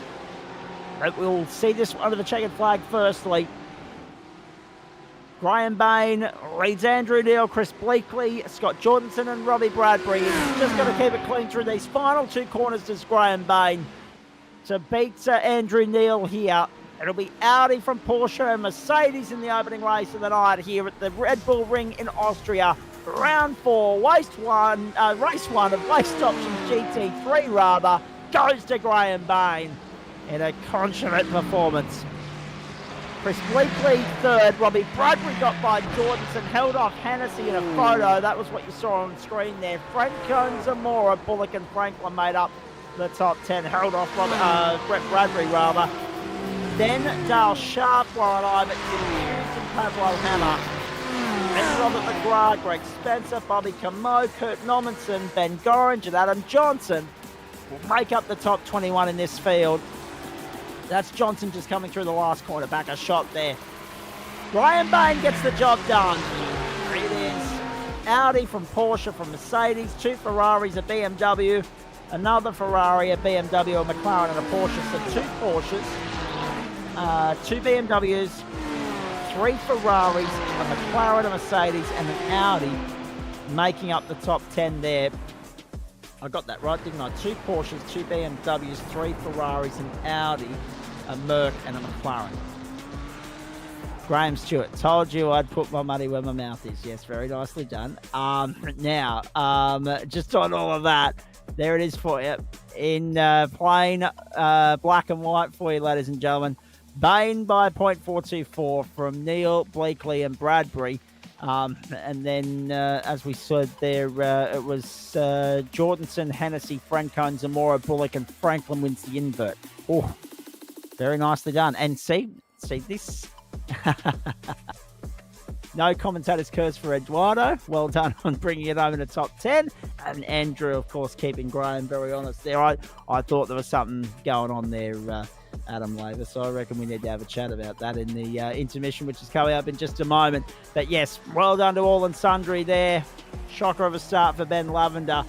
And a couple of other walking wounded in all of that. We'll bring you the results from race 2 of the M Split as soon as we have them, as soon as the pro race wraps up. But we'll take a break from the Red Bull Ring in Austria. And on the other side, we're going GT3 Pro Racing for Waste Options as Monday Night Motorsport continues night 1 of week 4 of Term 2 of 2024 across Facebook, Twitch and YouTube. Don't go away.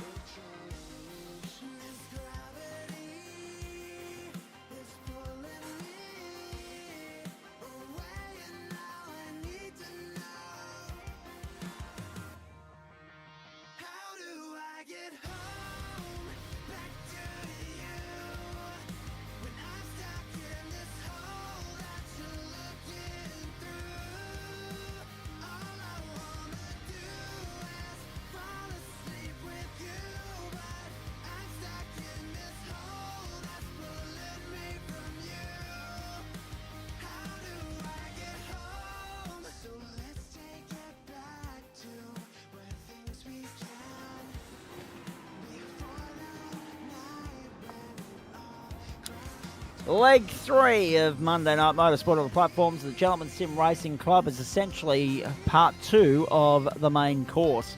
The entree took us to Sandown, and then, of course, we headed to the Red Bull Ring for some GT3 AM competition. Now we up the stakes with GT3 Pro in action for race 2 of round 4 of the season. This 4.3 kilometre course in the Styrian Hills is an absolute buzz at the moment because there's a field of in excess of 45 cars lining up on the grid for race 2 of the program. It's quite extraordinary stuff. If you have a look overhead, ladies and gentlemen, you can see it's cloudy, but no rain yet for this morning warm-up, or this afternoon warm-up between the two races at 4:30 local server time, May 5, 2024, the date.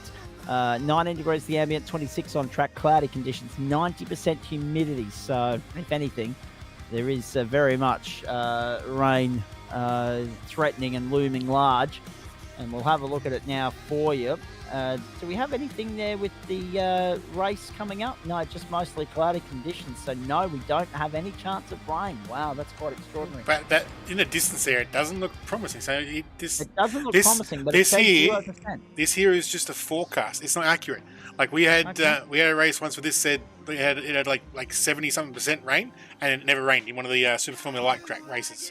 So this, you can't rely on this. This is a guesstimate. So it's probably not. But looking at the sky, there's a chance. Looking at the sky, she's looking very gloomy. There's no doubt about that. Quickly to update you on the championship standings coming into this round in GT3 Pro. What a surprise. Audi 1, 2, 3. Dench, Nicholson, Mitchum. 190 plays 177, plays 165. 157 for Jared Knight, 130 for Thomas Foster, 107 for Fred Calm, 101 for Ash Collins, 100 for Nick Wood. With the two Porsches, David Johnson and Oscar Haynes making up the top 10, 92 and 86 points respectively. So 4 Audis, 2 Porsches, 2 BMWs and 2 Ferraris in the top 10 at the moment. The grid for this second race we'll have for you in just a few moments' time. Let's have a look at what happened earlier in the piece. There's blue sky now creeping through, so I think we're a little bit gone there on the weather front.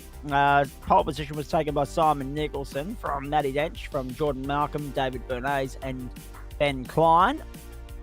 0.5 separated first and 0.42 separated first and fifth in all of that. Colby Cowan, good to see him on the platforms of the GSRC down there in 20th position. Let's have a look at the results of race 1.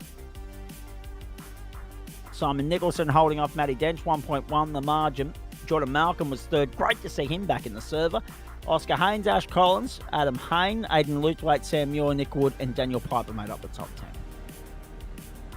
A field of 47 lining up for this second race of the program, ladies and gentlemen. We'll get through it as quick as we can. It is Daniel Piper from pole from Nick Wood. Sam Muir, Aidan Luthwaite the second row, Adam Hayne and also Ash Collins the third, Oscar Haynes and Jordan Malcolm the fourth. So we've got a Hayne and a Haynes, that's fun. Matty Dench and Simon Nicholson from 5. 5:07 in the afternoon, by the way. 88% humidity, 24 the track temp, 19 the ambient. Richard King, David Johnson from 6, Colby Cowan, Jonathan Hooper 7, Stephen Banks, Glenn Arnott 8, Adam Chiplin, Stuart Ellis 9, Dane Snadden, Scott Wooden 10. 11 is David Christensen and Fred Kahn, Ryan Mulder and Chuck Kwang Wong from 12, Glenn Wilkinson and David Bernays 13, Andrew Hazard and Reece Dickerson from 14, Dave Riddell and Jeff Adams from 15. 16 is Ben Klein, Greg Heaney 17, Dave Oliver, Chris McDonald, Matt Schmidt, Chapman Beaver 18, Sam Chapman, Michael Edwards from 19, William Yarwood and Mikey Hammond from 20.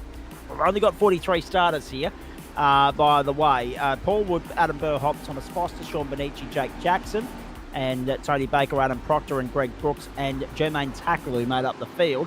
No Stuart Ellis, no Tony Baker, no Jermaine Tacklew, no Braden Sagassa, no Greg Brooks, no Andrew Hazard and Simon Nicholson are starting from pit lane. The rest of the field comes to green. Cross your fingers and hold your breath, ladies and gentlemen. This could be extraordinarily chaotic. The early stages. Daniel Piper holds the lead to turn 1. Nick Wood got the run up on the outside of Aidan Luthwaite coming out of 1, but Luthwaite's got the inside line as they head down the hill through 2 up to 3 for the first time. Not too much side-by-side, running inside the top 20 at the moment. Status quo, line of stern up to turn 3. Uh-oh. Hold your breath. They were 3 wide, but they got out of it. I don't know how. They got out of it. Magnificent. All but one.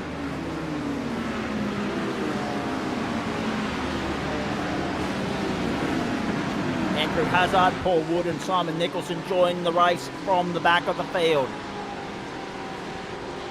43rd position is Nicholson, down 33 spots. Andrew Hazard down 18. Stuart Ellis didn't start, nor did Jermaine Tacklew, Greg Brooks, Tony Baker or Braden Sagassa. So we're down from 50 to 45. But what a sight that is. 45 of the best GT3s out there going at it hammer and tong. Now, those manufacturers, what about this? What about this for a story? Right? Daniel Piper's a Ferrari. Aidan Luthwaite is a BMW.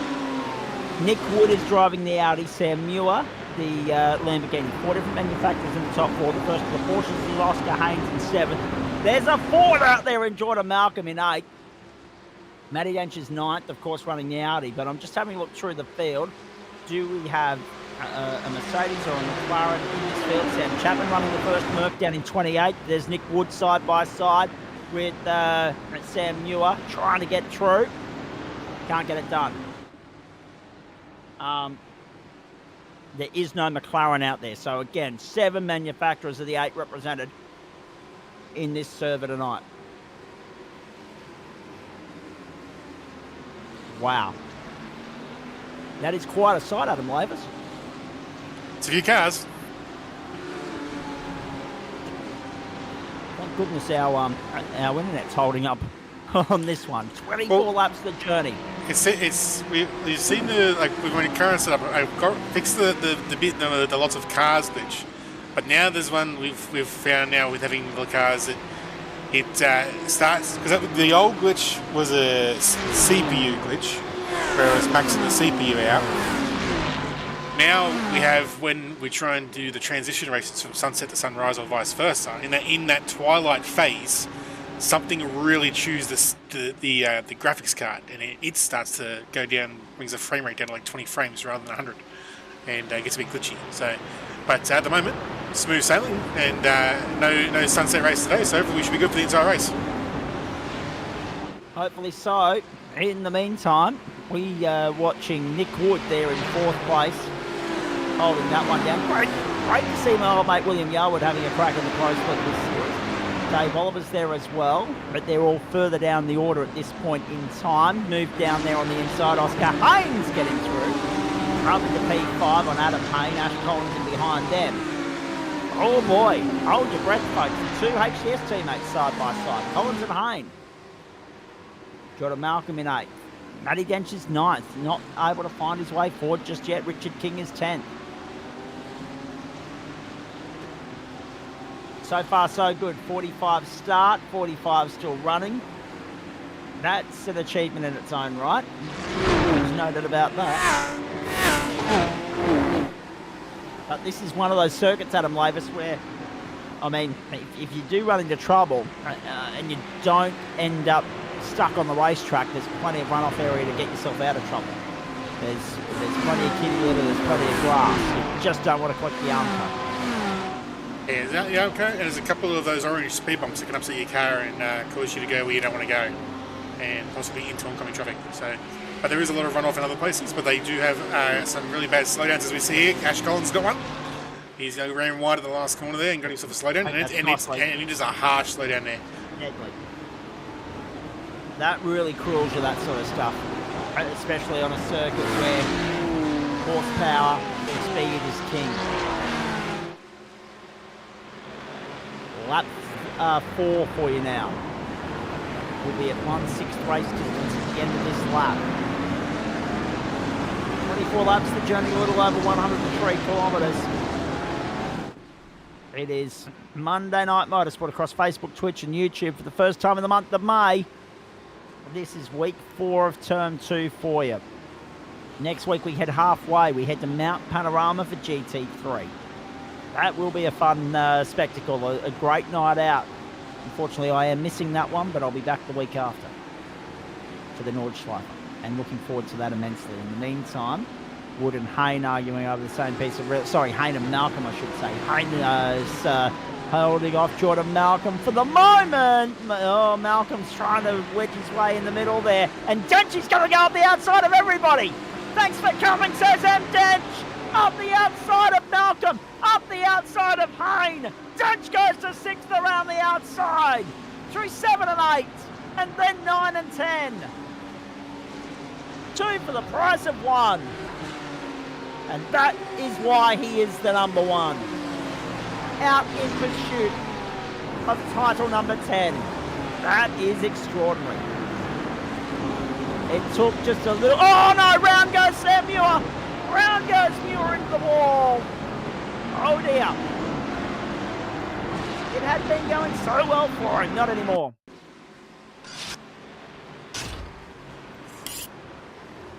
Watch this.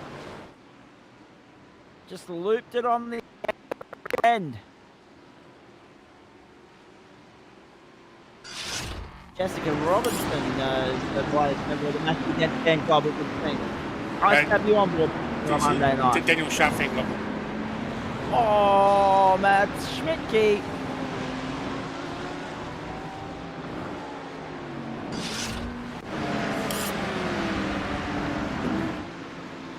Unfortunately for Jessica, I think she's a big fan of Daniel Sharp and our Aussie racing team. But Sharpie was in the previous race in the AM split, so he did pretty. Yep. He came. I can't remember when he came. He was there thereabouts, so he had a decent race. He did have a decent race. I was going to say the exact number escapes me, but yes, he did have a decent race.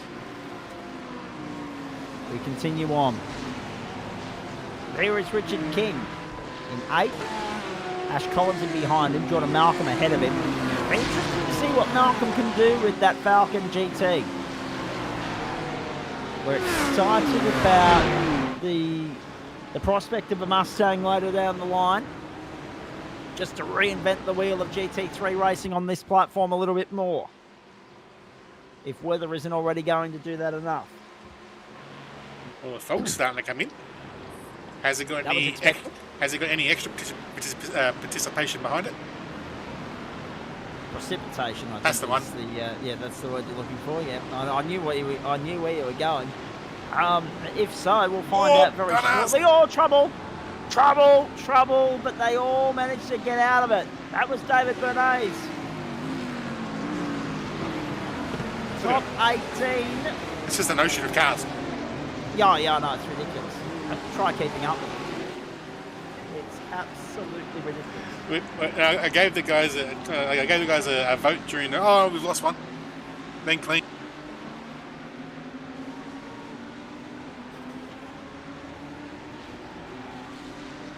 Well, I think that little tap of the wall might just tweak the suspension in. You might be careful on the next right-hander. No, he knows. No.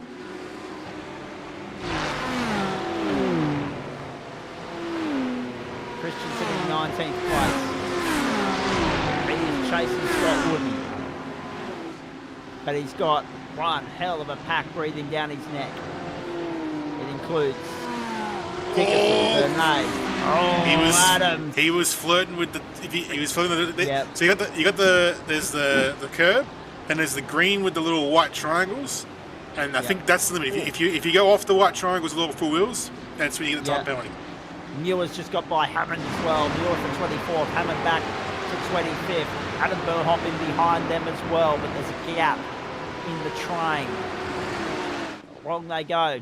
Dave Oliver, Sam Chapman, and Michael Edwards have been all on pit lane for about 3 minutes now, so not sure what happened to them. We might have to go back and have a look at that.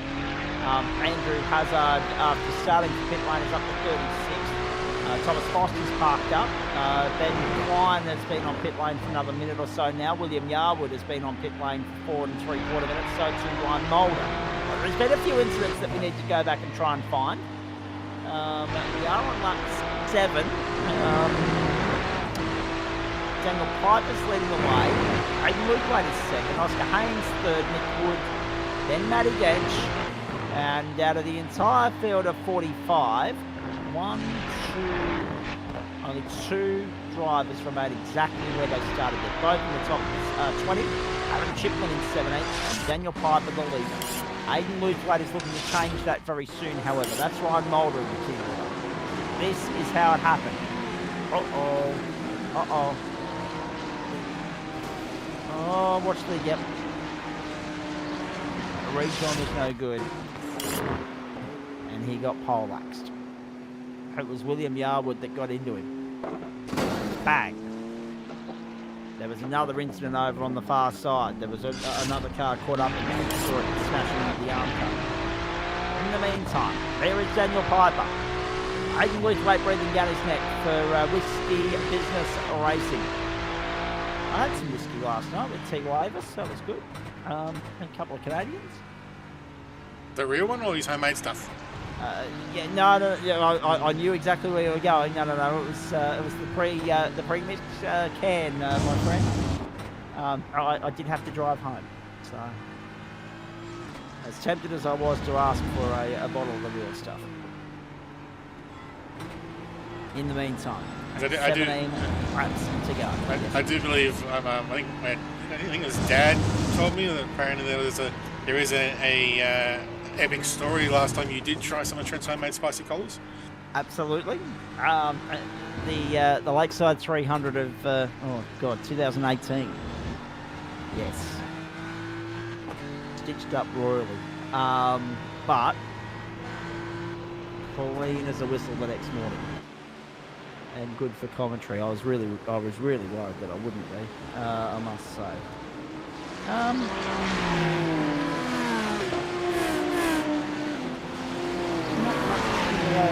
Information breaking tonight, which is good. It means we can focus on the car racing.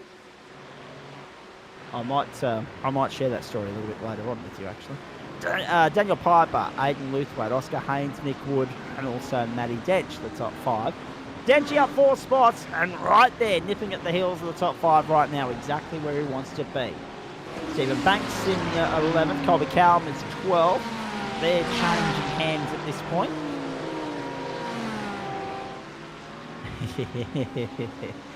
All right, story time at the end of the race. Unless there's a quiet patch in between time, I will get to that story. I'm sure everybody's going to have a laugh about that one. It's one of my favourites actually, although I'm still waiting.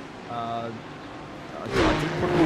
did put an order in for like 6 years ago. I'm still waiting for it. So name the price and I'll happily. In the meantime, continue on with Colby Callum there in 12th place. Glenn Arnott is 13th, Fred Kahn 14th, Jonathan Hooper, Chuk Fung Wong and Adam Chiplin in behind that. Lap 10 of 24 for our race lead, Daniel Piper. Look at Nick Wood here, under real assault from Matty Dench.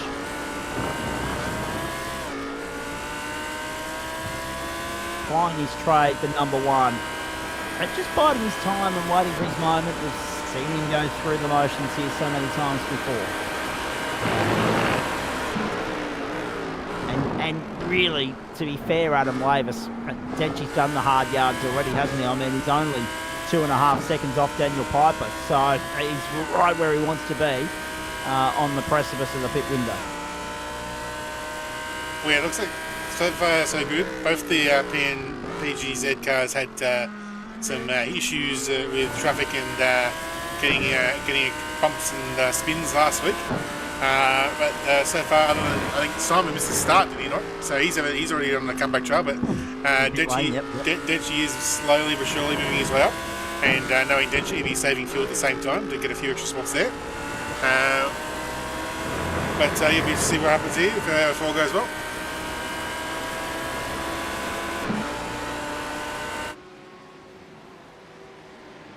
Top 3 in a battle for track position. Haynes gets by Luthwaite. Luthwaite goes to pit lane. You just saw him. You just caught a glimpse of Aiden Luthwaite right of screen. On pit road, the youngster. Dench goes on. Dench looks down the inside. Dench goes to 3rd on Nick Wood. Yes. and hangs Wood out to dry. Denchy's on the podium for the moment. But there's a long way to go. Hayne is 5th, Malcolm 6th. Malcolm in the Ford GT, of course, doing a great job there. Have a look at that thing in purple and orange. Then Richard King, Ash Collins and David Johnson with Stephen Banks making up the top 10. Looking down the order, Aidan Luthwaite on lap 10, Michael Hammond on lap 10. And also Sam Muir on lap 8 and Simon Nicholson on lap 9 and David Bernays and Reece Dickerson on lap 9. Seem to be the ones that have stopped for the moment. Wilkinson and Greg Heaney as well. But he's 10.5, so he's about to go down a lap. Klein's back out there, but is a couple of laps down. Edwards has got back out, so too Mulder. But we have, and so too William Yarwood. But Dave Oliver's parked up. Thomas Foster's parked up, and Sam Chapman may as well be. So, how many is that in the greater scheme of things? That's 2. So, only 2 retirements in a field of 45. It's at the 16.5-minute mark of the race. Not bad. Not bad.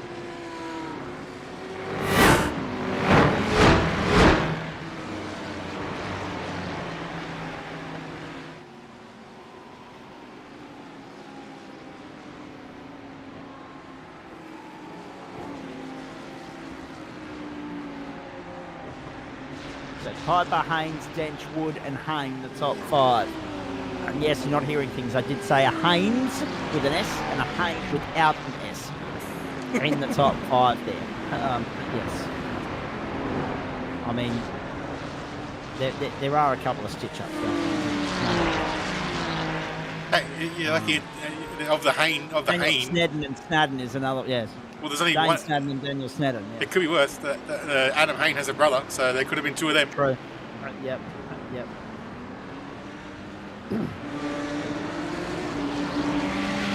Let's continue on. As Scott Wooden in 16th place keeps Dane Snadden at bay. We were just talking about Dane a minute ago, yes. 5, 6, is it? So, Ferrari, Porsche, Audi, BMW, Ford, 5 different manufacturers in the top 10 at the moment. There are a couple of manufacturers not in the 10 that are well worth mentioning. The first of the Lambos is Jake Jackson in 19th at the moment, up 26 spots. Someone coming into pit late, it's Colby Cowham. And, of course, the sole lone Merc of the field, Sam Chapman's parked up and out of the race. So only one Merc in the field. And the night is done. Only one Ford in the field as well. So the rest of the field is made up predominantly of those other 5 manufacturers. Ferrari, Porsche, Audi, BMW, Lamborghini. Although that being said, Adam Lavis, the Lamborghini presence isn't as strong as you would hope for it to be. The best placed of them is 26. 1, 2, 3, 4, 5, 6 of them. Jake Jackson 17th. Sorry, Jake Jackson 17th. So that's 7. Not bad. 7 out of, and Greg Heaney makes 8. Yeah, not bad. But just not having the presence of the likes of Ferrari, of Porsche and Audi at the moment, also, of course, BMW. There is Dane Snadden getting by on the inside of Scott Wooden, up into 15. So lap 13 of 24, past half race distance now, and Piper on his way with Haynes right there nipping in his heels. Denchy's chasing them. Denchy's coming. No one ready to blink just yet. No one ready to zigzag into the lane just yet. As we see here, we've got our half dozen big teams in the league, and Twitchy Foot were quick to see Oscar climb up the ranks, and they've nabbed him up and signed him up. So a new signing there for the Twitchy Foot boys.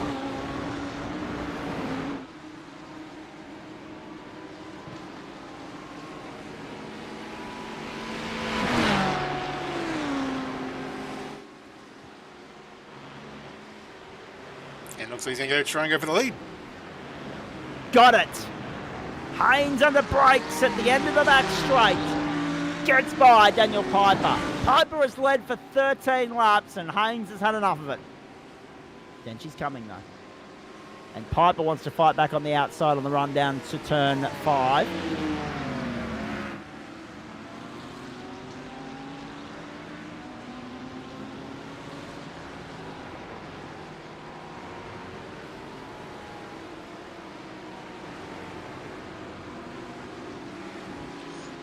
So Luthwaite's currently 27 seconds back.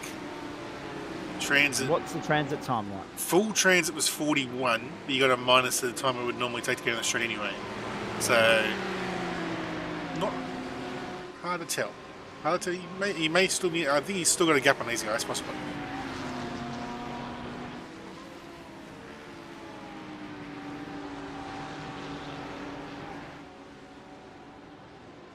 Here we go. Top 3 now. We've got Jordan Malcolm coming in, so we'll see where he comes out in comparison.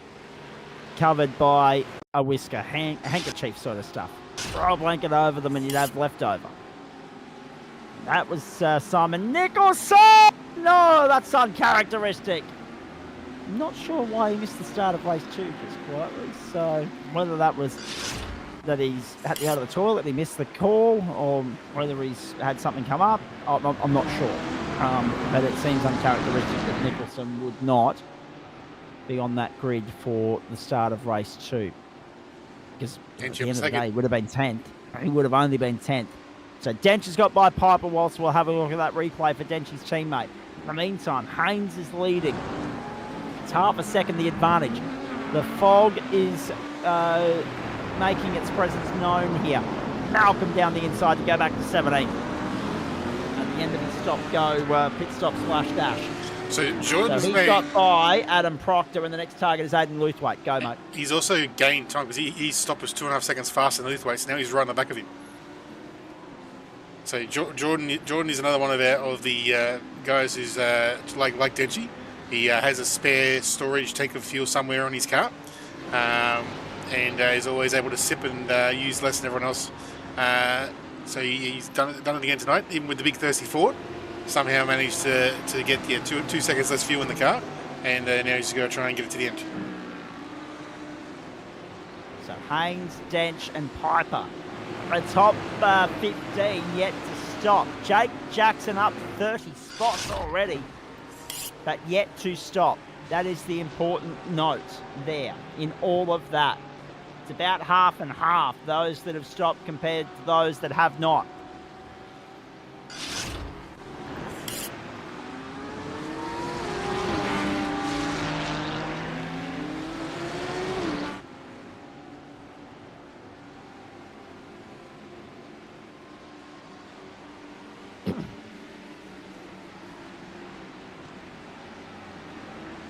We're back live. So Denchi's closing in on Haynes. It's less than half a second. It's Piper there in 3rd place, keeping them honest, staying with them. He's doing a very good job.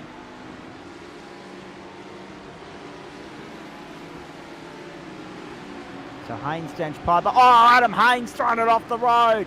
Adam Haynes has thrown it off the road. And he's dropped 3 spots. He's lost out to Nick Wood, Richard King and Collins. Haynes is now 7th. Costly on the cusp of pit stops. Whoa, Aiden Luthwaite. No, Oscar Haynes, my apologies. Haynes to pit lane. Dench, Piper continue on. Nick Wood there. Now also on pit road, so too Ash Collins and Richard King. Have a look at Adam Haynes. That was a big lose. Just went too deep into the corner and couldn't pull it up. Couldn't jag it back. Pit lane becoming very, very busy now. Dane Snadden, Adam Chiplin, Scott Wooden also in. So that's what, 6, 7, 8 now with Jake Jackson and Adam Proctor going into pit lane. So the lane is a hub of activity. So it's going to see where Oscar comes out compared to these two. Yeah. Oh, he's ahead.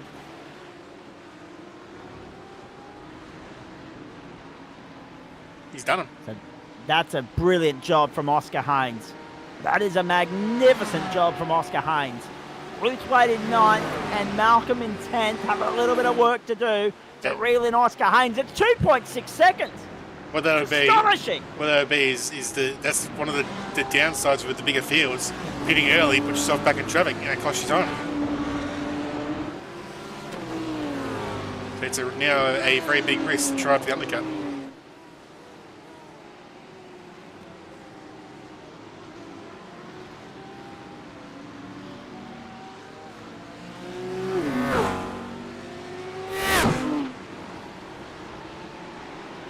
lane about to become busy once more. Dench and Piper have come in. Now, hang on a moment. I'm just having a look. The visibility's starting to deteriorate there with the fog zeroing in on the circuit. If it brings some rain in these last 5 laps, it could be very Oh, interesting. wouldn't it make it very interesting? Wouldn't it just? That would be a promoter's dream, a broadcaster's dream, but a racer's nightmare and a team strategist's headache as well. In the meantime, Hayden Luthwaite back around on the main straight. Dench is in and out in 8.45 seconds. Piper, Hayne, King, Johnson, Banks, Arnott also on pit road. Here comes Oscar Haynes. Here comes Hayden Luthwaite. Here comes Jordan Malcolm. They're all zeroing in, but they're not going to get near the master. Dench is on the way.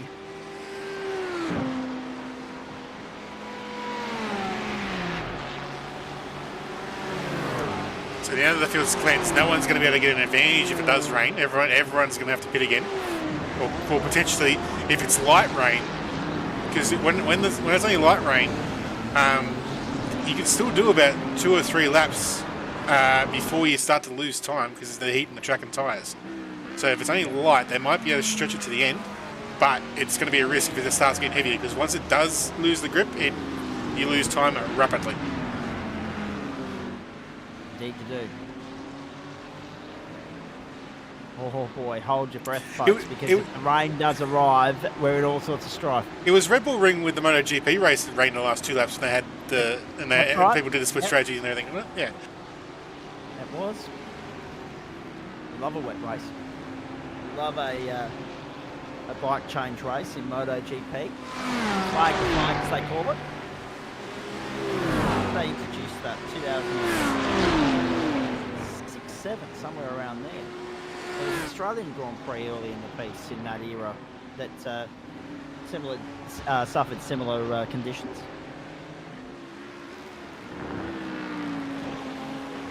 And of course, Christopher Millen's win at Le Mans. Valentino Rossi threw the bike down there a couple of years after that in a similar circumstance. 6 laps to go. I really would like them to scan the Bugatti section of the Le Mans circuit for iRacing actually just quietly, just something like Formula V. I think that would be perfect.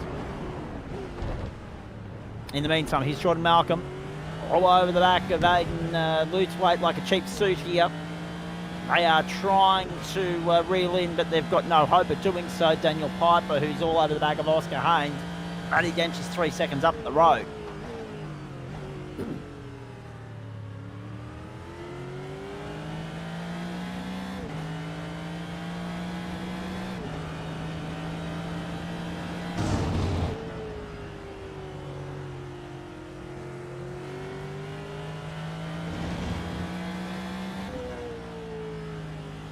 Jordan Malcolm in a good position here to just follow Hayden Luthwaite along, maybe try and pressure the Whiskey Business Racing entrant into a mistake. Nick Wood's got his hands full of Richard King and Ash Collins as well.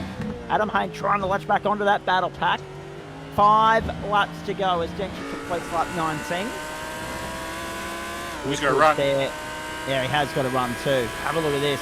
Nick Wood under pressure here. Richard King down the inside. King's got by, has he? No! Wood fights around the outside. Whoa! Fighting and standing on the gas, boys. Wood holds on and survives the scare for the moment. It's looking dark, isn't it? It's looking really dark. Up to the right-hander. Wood goes deep. King goes tight. Wood gets the run. And ever so gradually, I think the grip's going out of that inside running. So the moisture in the air caused by the fog and the humidity might just work to the advantage of the outside running here.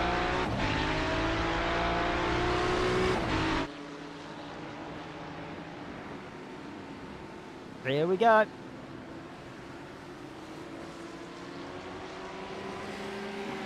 So King in 7th. Oh! Oh, no trouble! Oh, bang, gone! Can you believe that? Nick Wood caught up in that. So too was Was it Adam Hayne or Ash Collins that got into him? Let's have a look again. Wood has thrown this away. He was staring down a 6th place finish. No, I still can't tell because they're both bloody BMWs. Still can't tell whether it was Hayne or Collins. I think it was Hayne. Here we go. Let's have a look at this. Collins will go to the right and Hayne will go straight on. Oh, yep.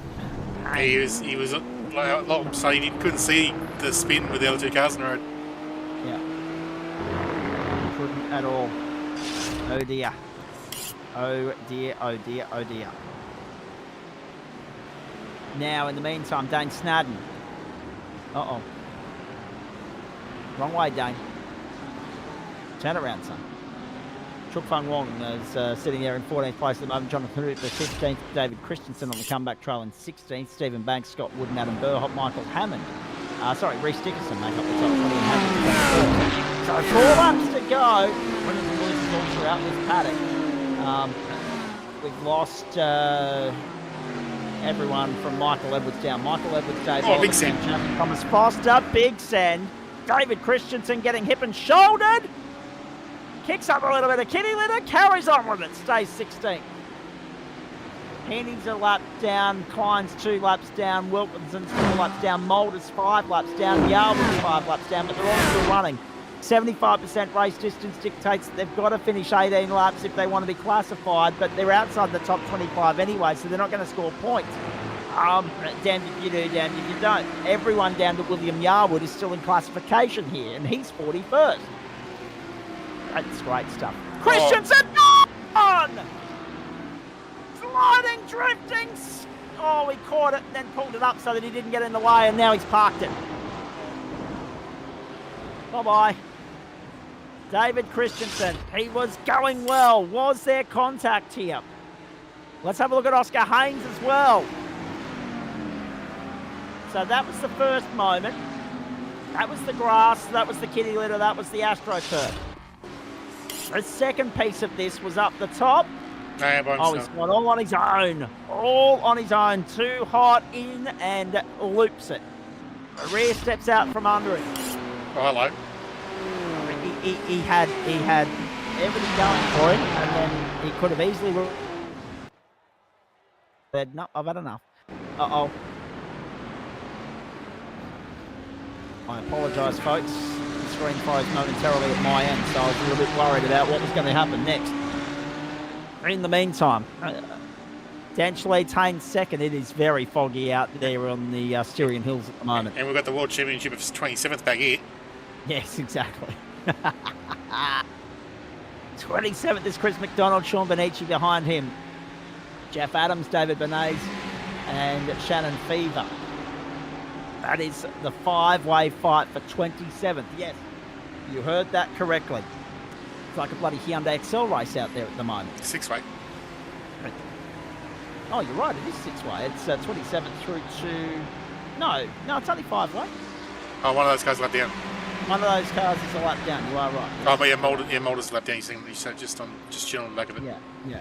I was like, I can only see 4 orange numbers here. What the hell are you talking about? 2 laps to go. Let's have a look at Michael Hammond and Simon Nicholson, is it? It is. Uh-oh. Bang. Bye-bye, Mikey. Oh, at least he held his brakes. Oh. Jeez.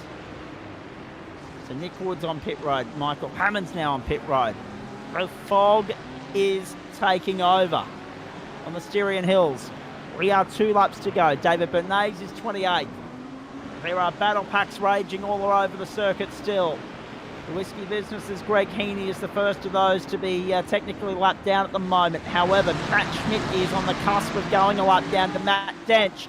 Dench leads by 5 1/4 seconds back to Oscar Haynes. He's about to see the white flag in the air. We're on our way home.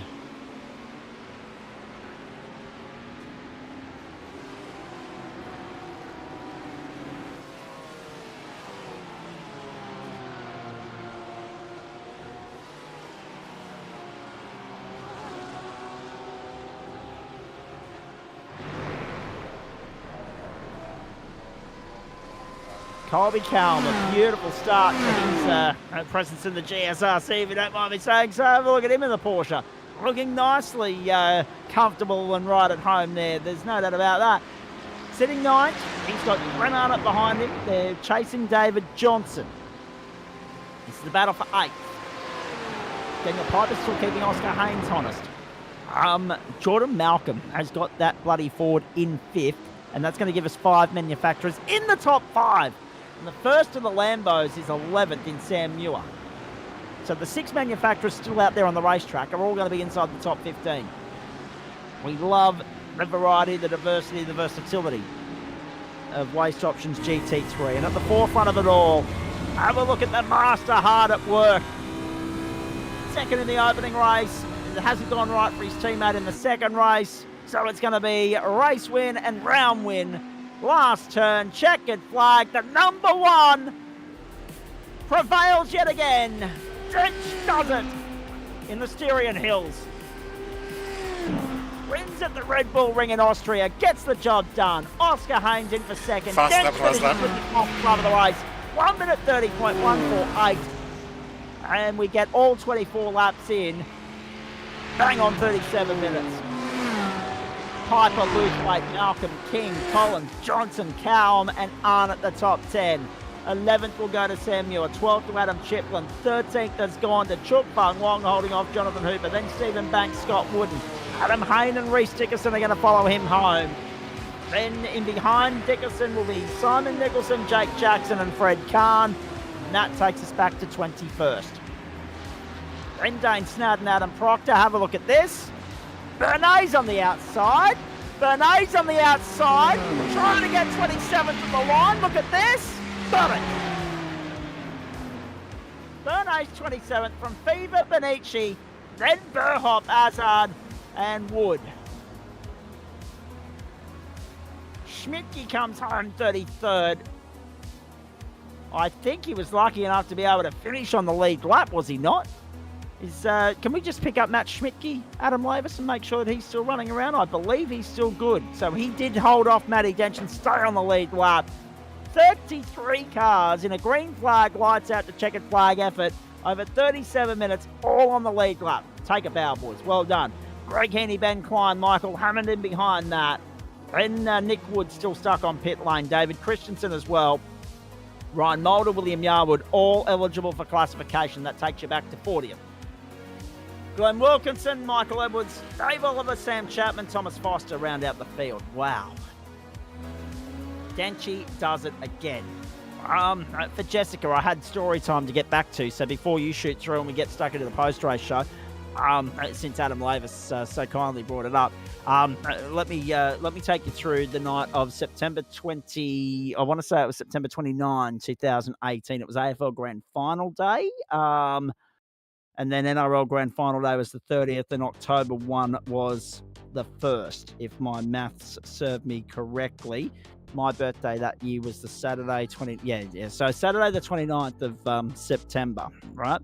We've just finished day 1 of activity, racing at Lakeside. It's Lakeside 300 weekend. This ended up being the last Lakeside 300. The event, the format, the concept up in this part of the world at least died a miserable, horrible, painful death. That I witnessed in person not too long after this. Anyway, so because at the time I was still on buses and trains and whatever else, I said, bugger this, I'm not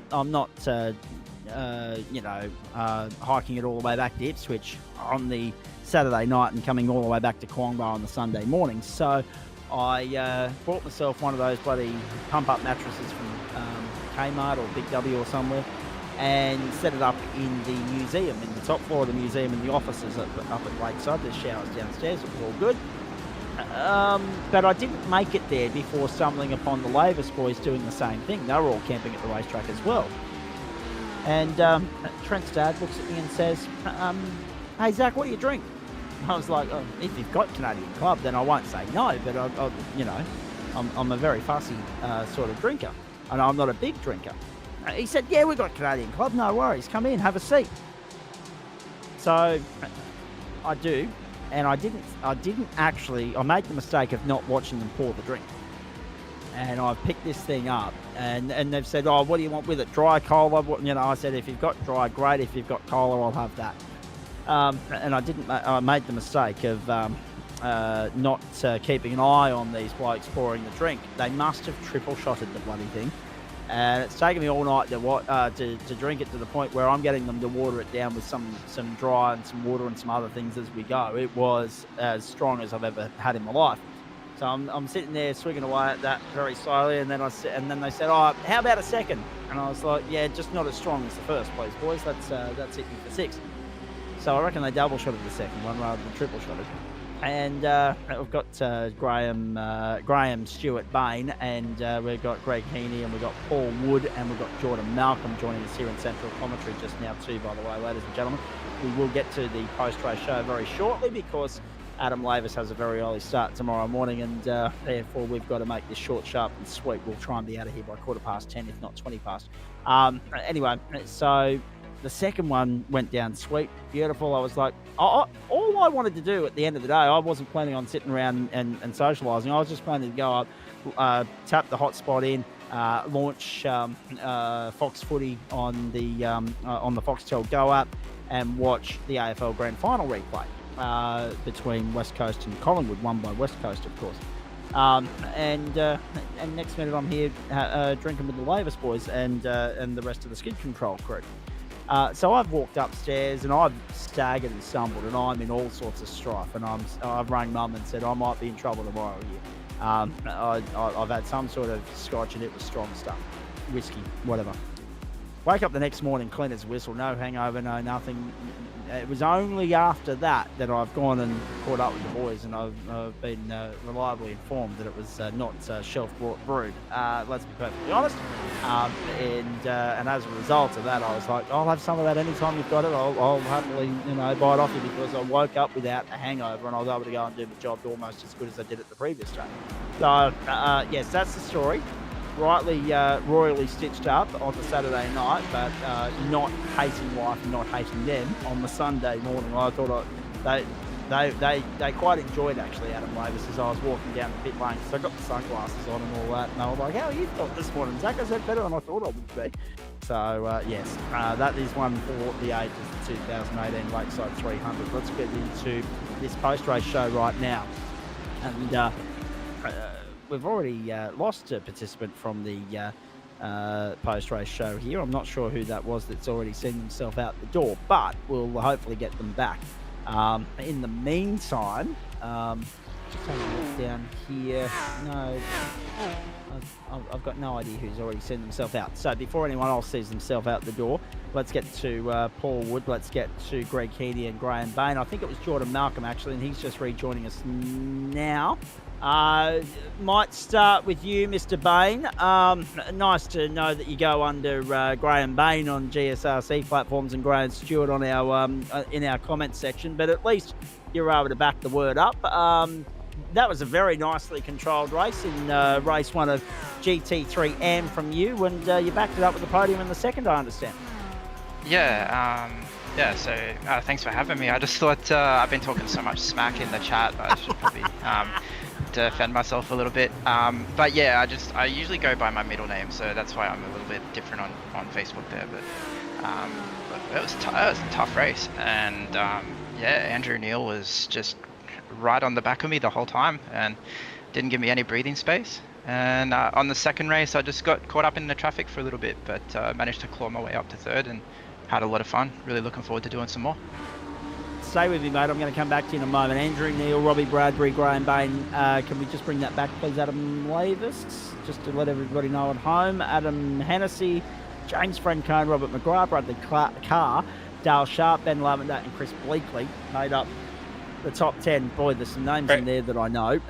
Bradley, from Real World and Sim World. Yeah, Carr and Lavender up from 28th and 30th, so they've had a big race in that second one to come back to the field. They've had an enormous race, yes, absolutely. Actually, speaking of the race positions gained and lost, let me go through that in a moment for the GT3 Pros. You're right. You do talk a strong game on our chat thread, mates, during any given broadcast, but we do enjoy it. It adds a little bit of life and fire to the broadcast.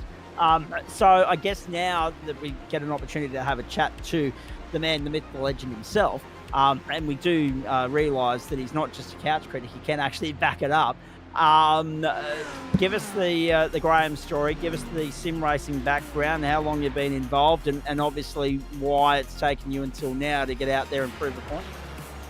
Well, actually, I have raced in GSRC before. I was doing just been a while between drinks, hasn't it?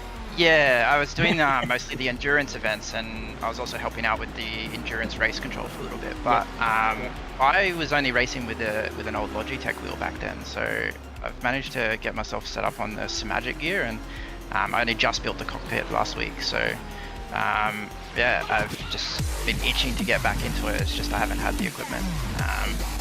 But yeah, I'm always sort of throwing a bit of shade, a bit of banter at Brooksy and Bohop, but that's, yeah, they're good friends of mine, and we're going to be racing together. So I've joined the Revolution Esports racing team. So yeah, looking forward to hopefully receiving a bit of the banter from them now when I make a mistake.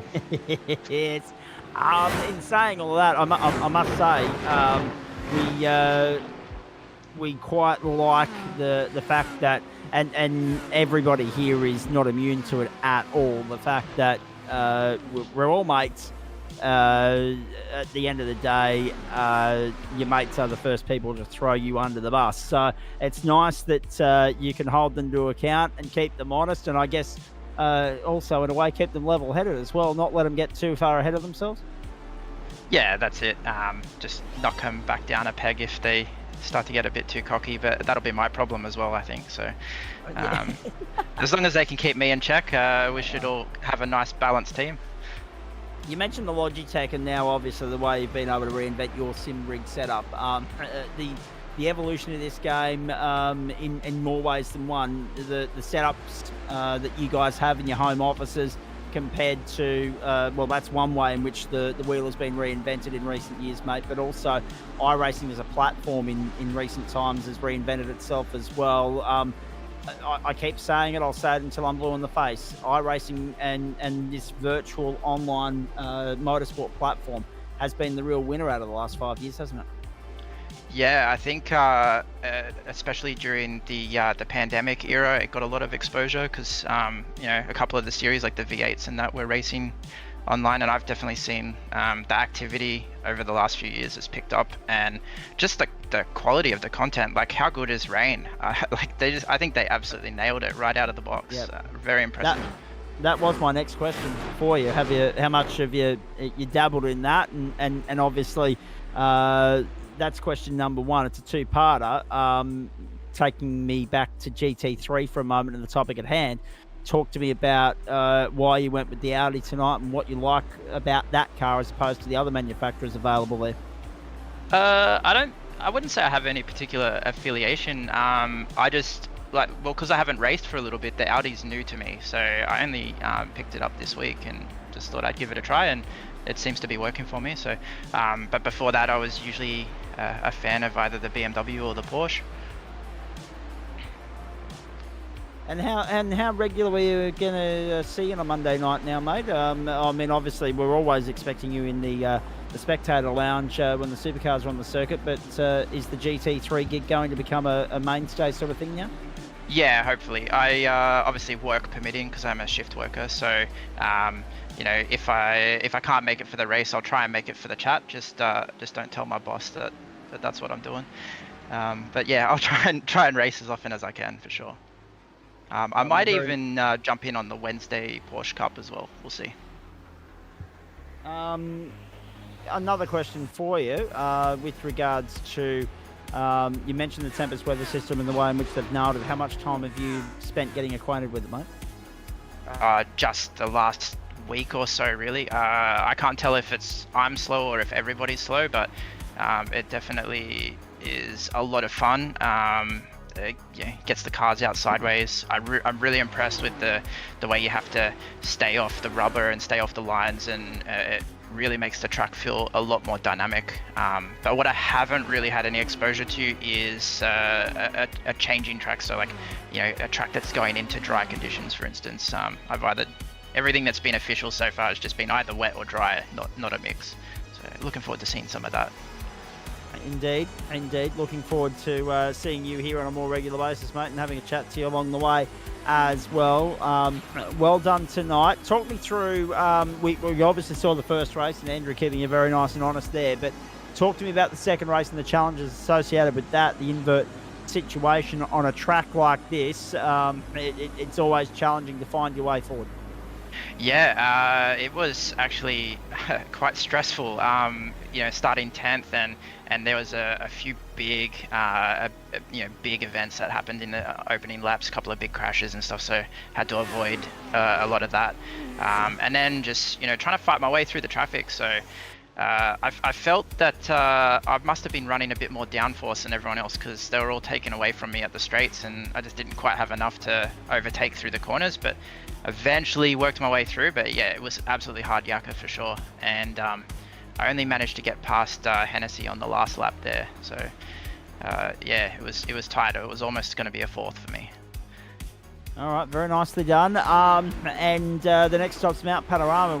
I guess the numbers have been fantastic throughout the course of this season thus far, but whenever you throw about the server at these guys, these members, that whether they're GT3 regulars or not, it's usually worth a few more bums on seats, and we go back to 60-minute racing, mate. It's an exciting prospect. Yeah, of course, it's a fantastic track, and it's my favorite. I'm sure many others can say the same, so I'll definitely do my best to make it for that race. So I'll see you there.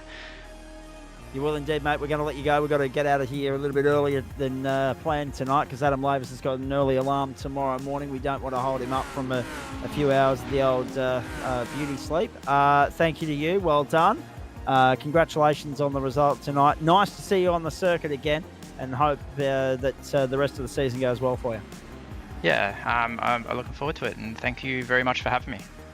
And we're looking forward to the Bandit just as much. Very nicely done. There he is, Graham Bain. Very nicely played tonight throughout the course of 2 Waste Options GT3 races. We move from him to Jordan Malcolm, who I badly want to talk to because we haven't caught up with him in quite a while either. But you brought the Henry out, and that went all right, mate.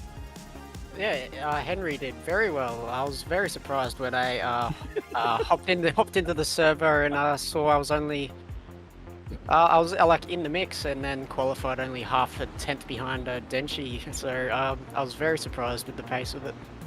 You'd be pitching yourself only to be half a tenth behind Denchi. That's the stuff of dreams, isn't it? Yeah, exactly right. Especially in GT3, a car that I've traditionally struggled in. So to be half a tenth off them and basically best of the non-PGZ cars, we'll definitely take that. Indeed.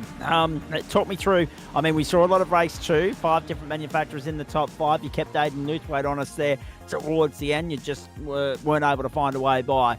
But talk me through the 2 races, mate, because we didn't see race 1, so we'll get a little bit more intel from you on that, and just where the Ford was strong and where it wasn't necessarily compared to those around you. Yeah, so you qualified P3 and then finished P3. I definitely had strong straight line speed, but just coming out of most corners, it just liked to understeer a little bit.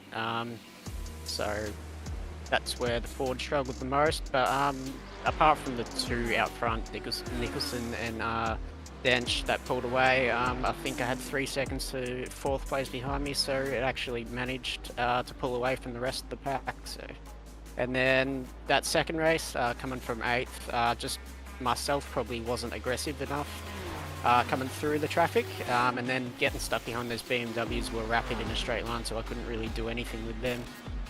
And then, yeah, that's probably how I ended up at P5 and probably not a little bit further up.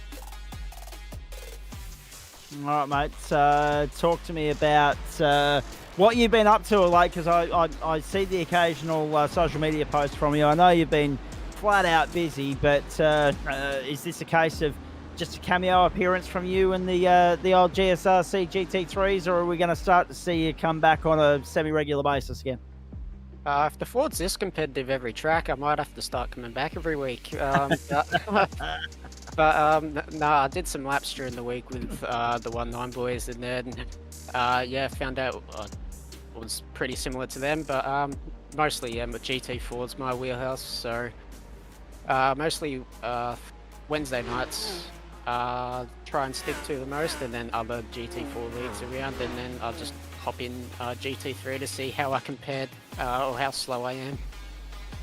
Indeed. Now, I'm at this point in time, because I'm hopeless when it comes to Discord inboxes, I'm just going to send an apology and a thank you at the same time to my colleague Liam Banks, who sent me a message last Monday night, and I'm just reading it as we sit here in the post-race show, and I'm talking to Jordan, and obviously we've got Greg Heaney and Paul Wood to get to as well. But he sent me a message last Monday night, and that's how late I am replying to it. And all it says is you have to watch that Monday night stream when you get the chance.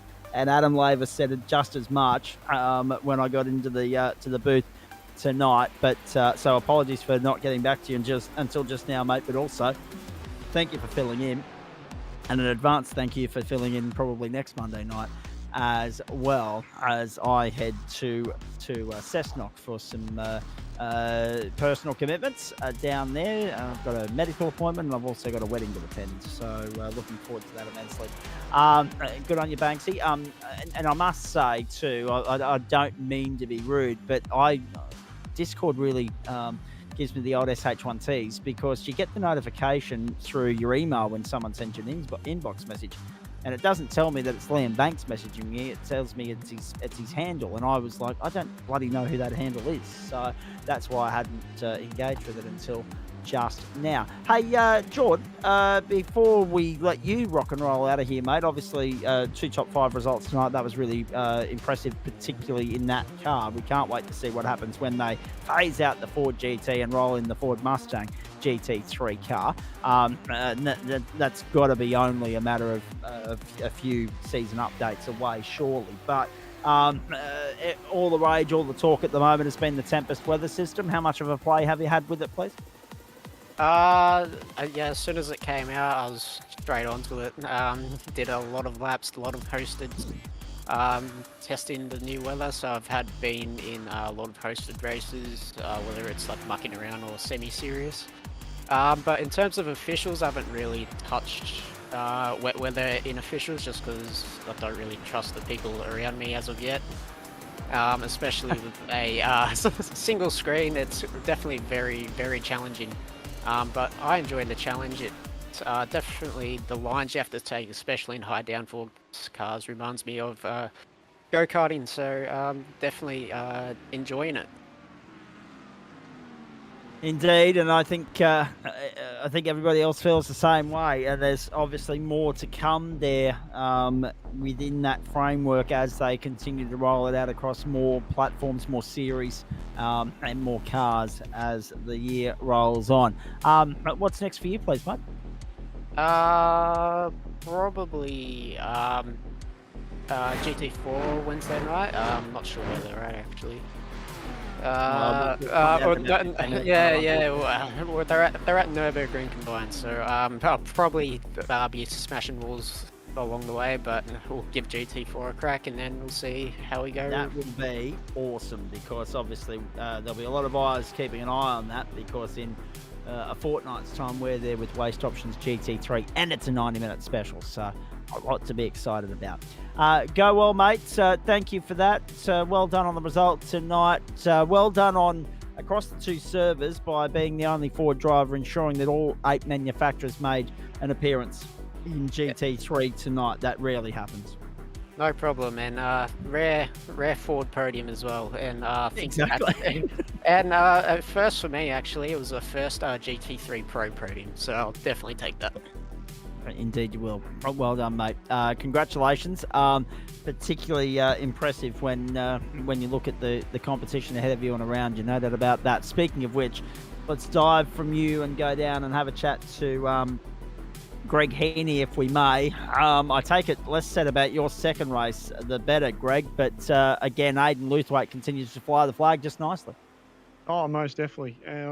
I can't say much more about Aidan. He's just, to be honest, he's pulling the team through. He's at least putting on a show with the Bowens, and now we've got some new sponsors over the weekend with Caravan HQ and Royal Flair out of Epping. So happy with that. But yeah, no, Aiden's doing a brilliant job up front. Just keeps his nose clean, keeps it pointing in the right direction. Myself. Talk to me about. Sorry, mate. I lost you for about half a second there, so I wasn't sure if it was your end or mine. It could be my end again. Harvey Norman keep telling me that the PC's on the way out, but I'm just not willing to budge with that money just yet. However, let's persevere. Let's soldier on. Let me talk to you about your night, please, because I'm reading here, Greg Heaney. Actually, as I do this, I said to everybody at home that I'd run through. Just bear with me a moment. The winners and losers out of that race. Matty Dench up 8 spots, but there were far greater winners in all of this than him. 11 for Chuk Fung Wong, 10 for Reece Dickerson, 25 for Jake Jackson, 45th to 20th in that second race, 24 for Adam Proctor from 47th up to 23rd, 15 for Sean Benici, 12 for Adam Burhock, 9 for Paul Wood, who we'll hear from in just a moment. The losers in the minuses, minus 12 for Adam Hayne, finished 17th. So, yeah, that all went to poo for him very quickly in the closing half of the race, didn't it? Minus 35 for Nick Wood from second on the grid down to 37th. David Christensen, minus 17. Ryan Mulder, minus 16. Glenn Wilkinson, minus 16. And Dave Oliver, minus 10. The big losers out of all of that. With you, it was minus 2 in this race. So paint the picture and tell the story for me. What the hell happened in race 1 for Greg Heaney to be 32nd across the line, please? The fact that it was a 1.5 second spread from first to second last. Jesus. Across the entire field of 49 cars.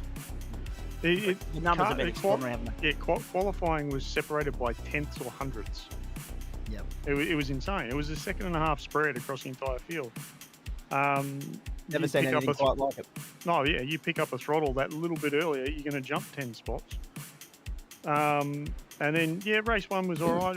I had some good battles. I had some really good battles with Reece back and forth in race 1. I think we came together coming into Power Horse, where my car is visibly now on the track through race 1, and I ended up running wide. I think I ran him out of room, or he may have turned in on me, but either way, we're just like, yep, we'll just get it back on the road and keep going. No harm, no foul, really. And that's the thing, isn't it, mate? As long as you're able to, get back on the track, soldier on, and limp it home, I mean, you'd be silly not to. At the end of the day, you're dedicated the time to spend in the server. No point just, putting the bat and ball away as soon as you have one spin. Oh, of course not.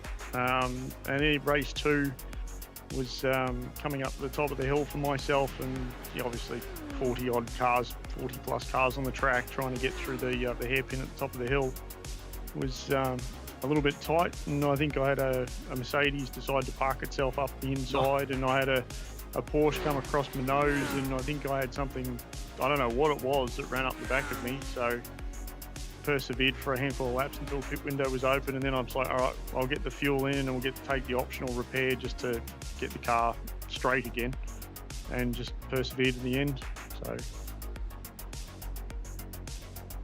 So this one obviously is, one to forget from the points from a points haul standpoint, rather. Talk to me about your thoughts going to Mount Panorama next week, and the prospect of a field roughly the same size, mate. The numbers, the interest in this championship is extraordinary at the moment. It's almost as though we knew that the Tempest weather system would reinvent the wheel and bring a few people back, but I don't think we expected the fields to be this big this far into the season. Oh, most definitely. I mean, if there's going to be this many cars at Bathurst, it's going to. We said in our chat at the start of this, it's like, if there's this many cars on the track, if there's a huge incident, expect the safety car. We didn't get one.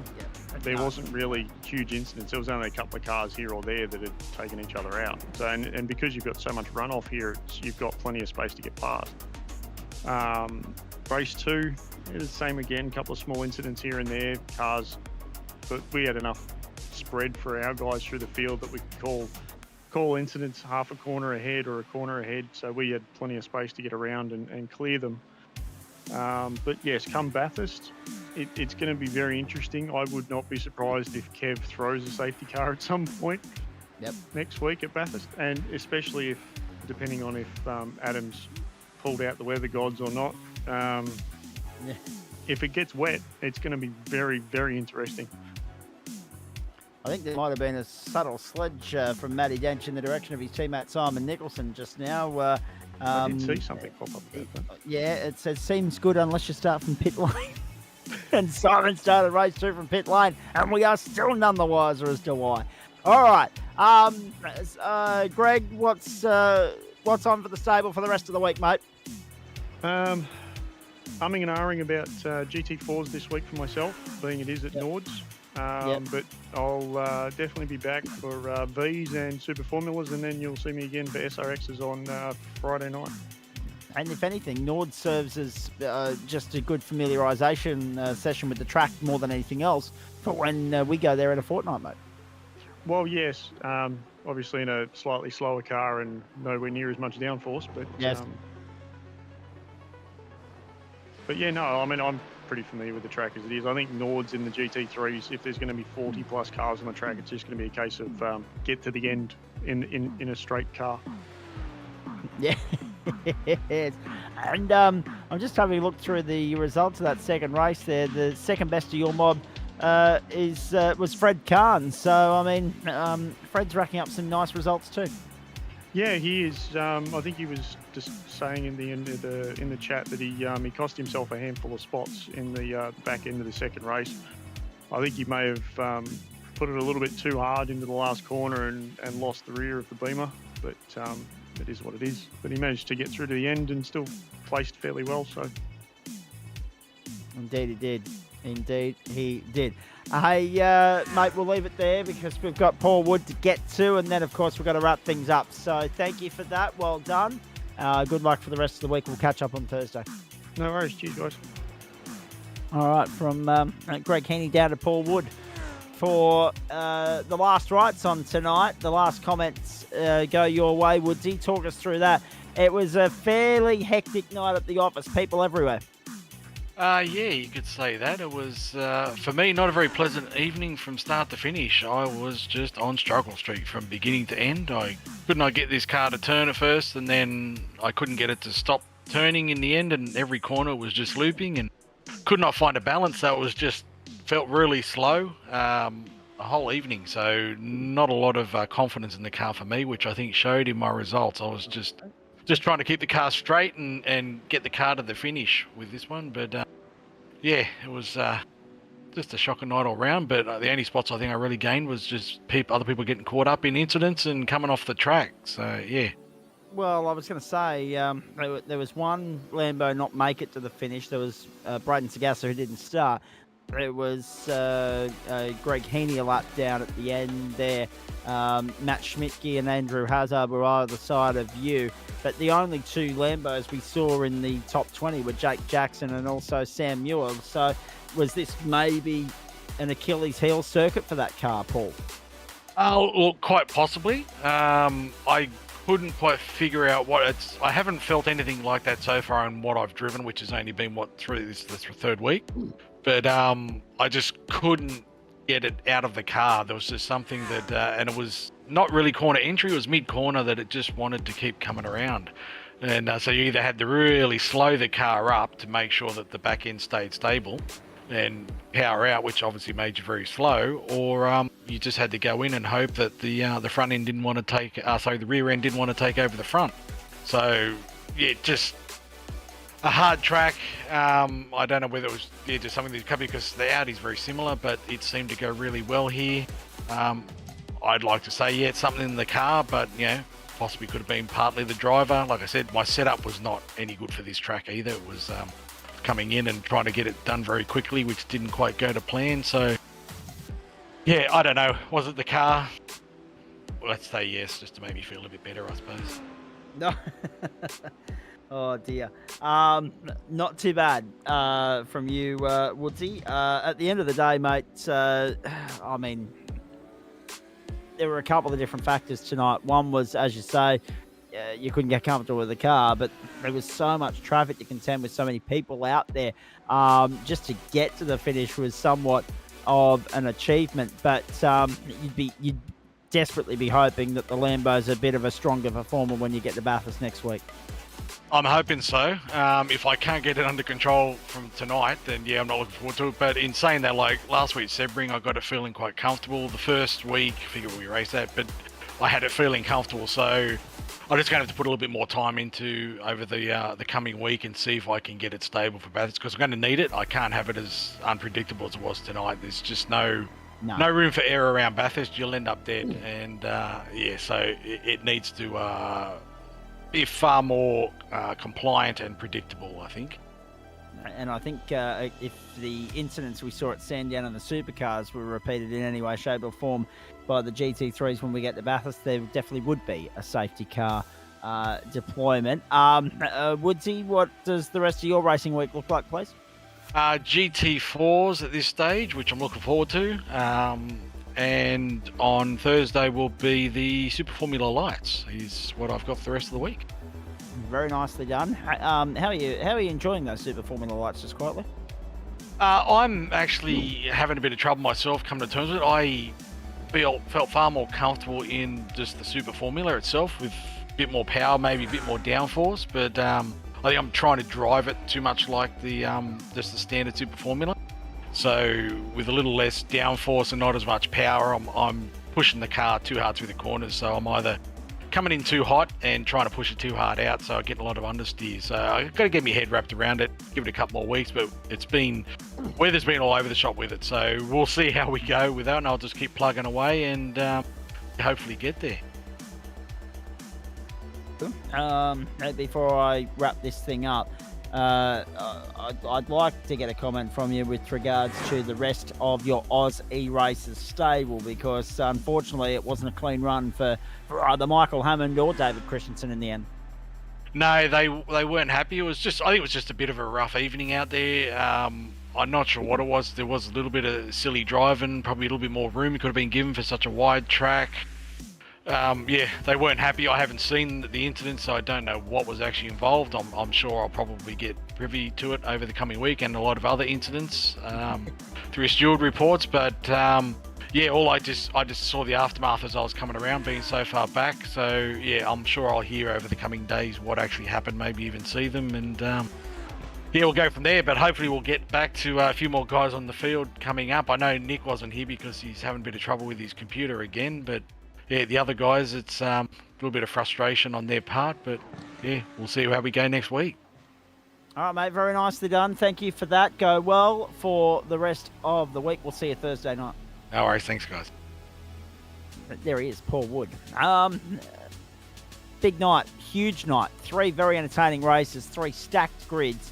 Lots of carnage, lots of drama, lots of good racing, dicing right throughout the field, and no real dull or lackluster processional moments, which is just the way we like it. That 3 hours has just bloody well flown on by. We do it each Monday, Wednesday, Thursday and Friday night throughout the course of Term 2 on the platforms of the GSRC across Facebook, Twitch and YouTube, with thanks to people like Waste Options, Orbic Australia, the great people at Lobesy Racing. Happy birthday again to Trent, the birthday boy.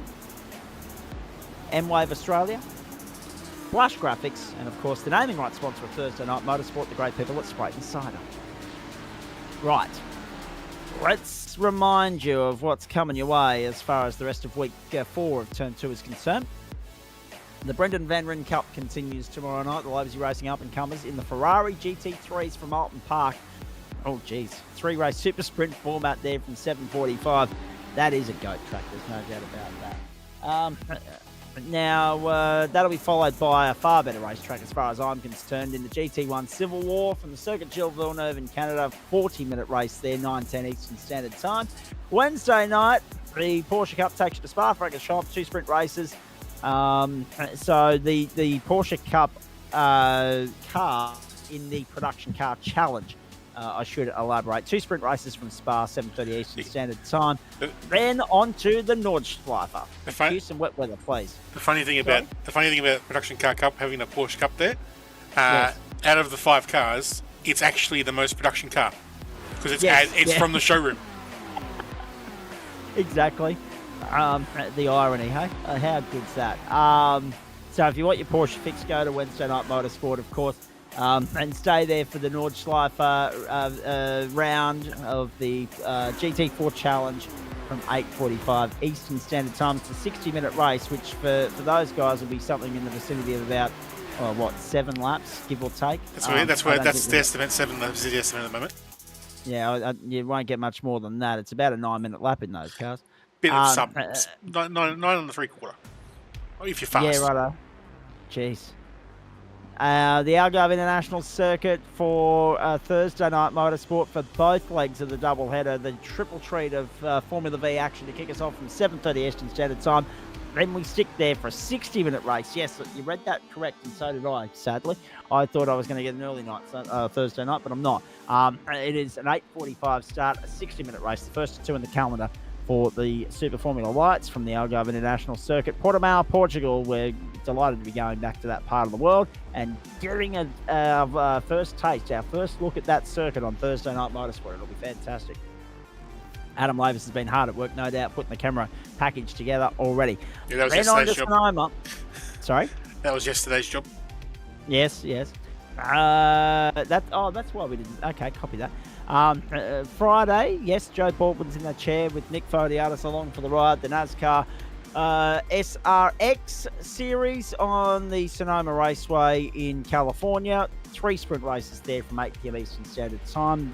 We get stuck into something very familiar on Saturday night as far as the mountain men are concerned. It's almost like a comfy fit, a clean pair of jeans. V8 Supercars, Mount Panorama. Is that new spec, old spec? I think it's new. I'm not so sure. I would assume. It's probably the current or the previous gen now. Copy. The Opal Door and the Mustang. Yes. 8 p.m. Eastern Standard Time for that. So that's earlier than usual. 8:30 used to be the start time. They brought that forward, have they? Yeah. Joe decided to make it half an hour earlier with the lack of power savings. Very good. Everyone benefiting from Queensland being back into 2024. Excellent. Good old progressive civilization, though. You can't beat a bit of daylight saving. Red Bull Ring on Monday Night Motorsport next week is in the entree slot, not the main course. But again, it's an Austria-Australia doubleheader. It's just that we'll start with the supercars at the Red Bull Ring in Austria at 7:35 Eastern Standard Time. We'll continue at 8:30 Eastern Standard Time at the Mount Panorama Circuit in the central western New South Wales. Yep, we're off to Bathurst again, ladies and gentlemen. Round 5, waste options, GT3. We'll bring you the prize split from there. The 60-minute race getting underway at 8:30. Looking forward to all of that immensely right here on the platforms of the Gentleman Sim Racing Club, merch.tgsrci.com, and also gsrcmerch.myshopify.com to grab the last of the merch in time for Mother's Day, of course. Plenty of merch to sink your teeth into there in the store. Stubby coolers, bottle openers, t-shirts, hoodies, you name it. Grab it now while you can from the GSRC merch store. It's not too late to buy Mum something for Mother's Day. My mum said she'd be happy with whatever I got her for Mother's Day, but then I suggested a Collingwood Guernsey, which is probably sacrilegious when she's an Essendon supporter, but that's another thing. Now, as far as the Enduros are concerned, speaking of Mother's Day, the Laguna Seca round's been cancelled because of Mother's Day, because apparently there was a few teams and also RCs and admins and safety car people who couldn't show up. So I believe that's been cancelled. So the next round will be the Le Mans in June. But I believe Josh is planning on moving one of the Season B races across so we can make it a 5-5 split. 5 and 5, yep, and rightly so. But no, I saw him last night, as I said there earlier, and I was asking him about this, and suffice to say, he got some curry from within his own house about having a race scheduled on Mother's Day, so that made him second guess the situations and question himself. So yeah, Laguna Seca scratched.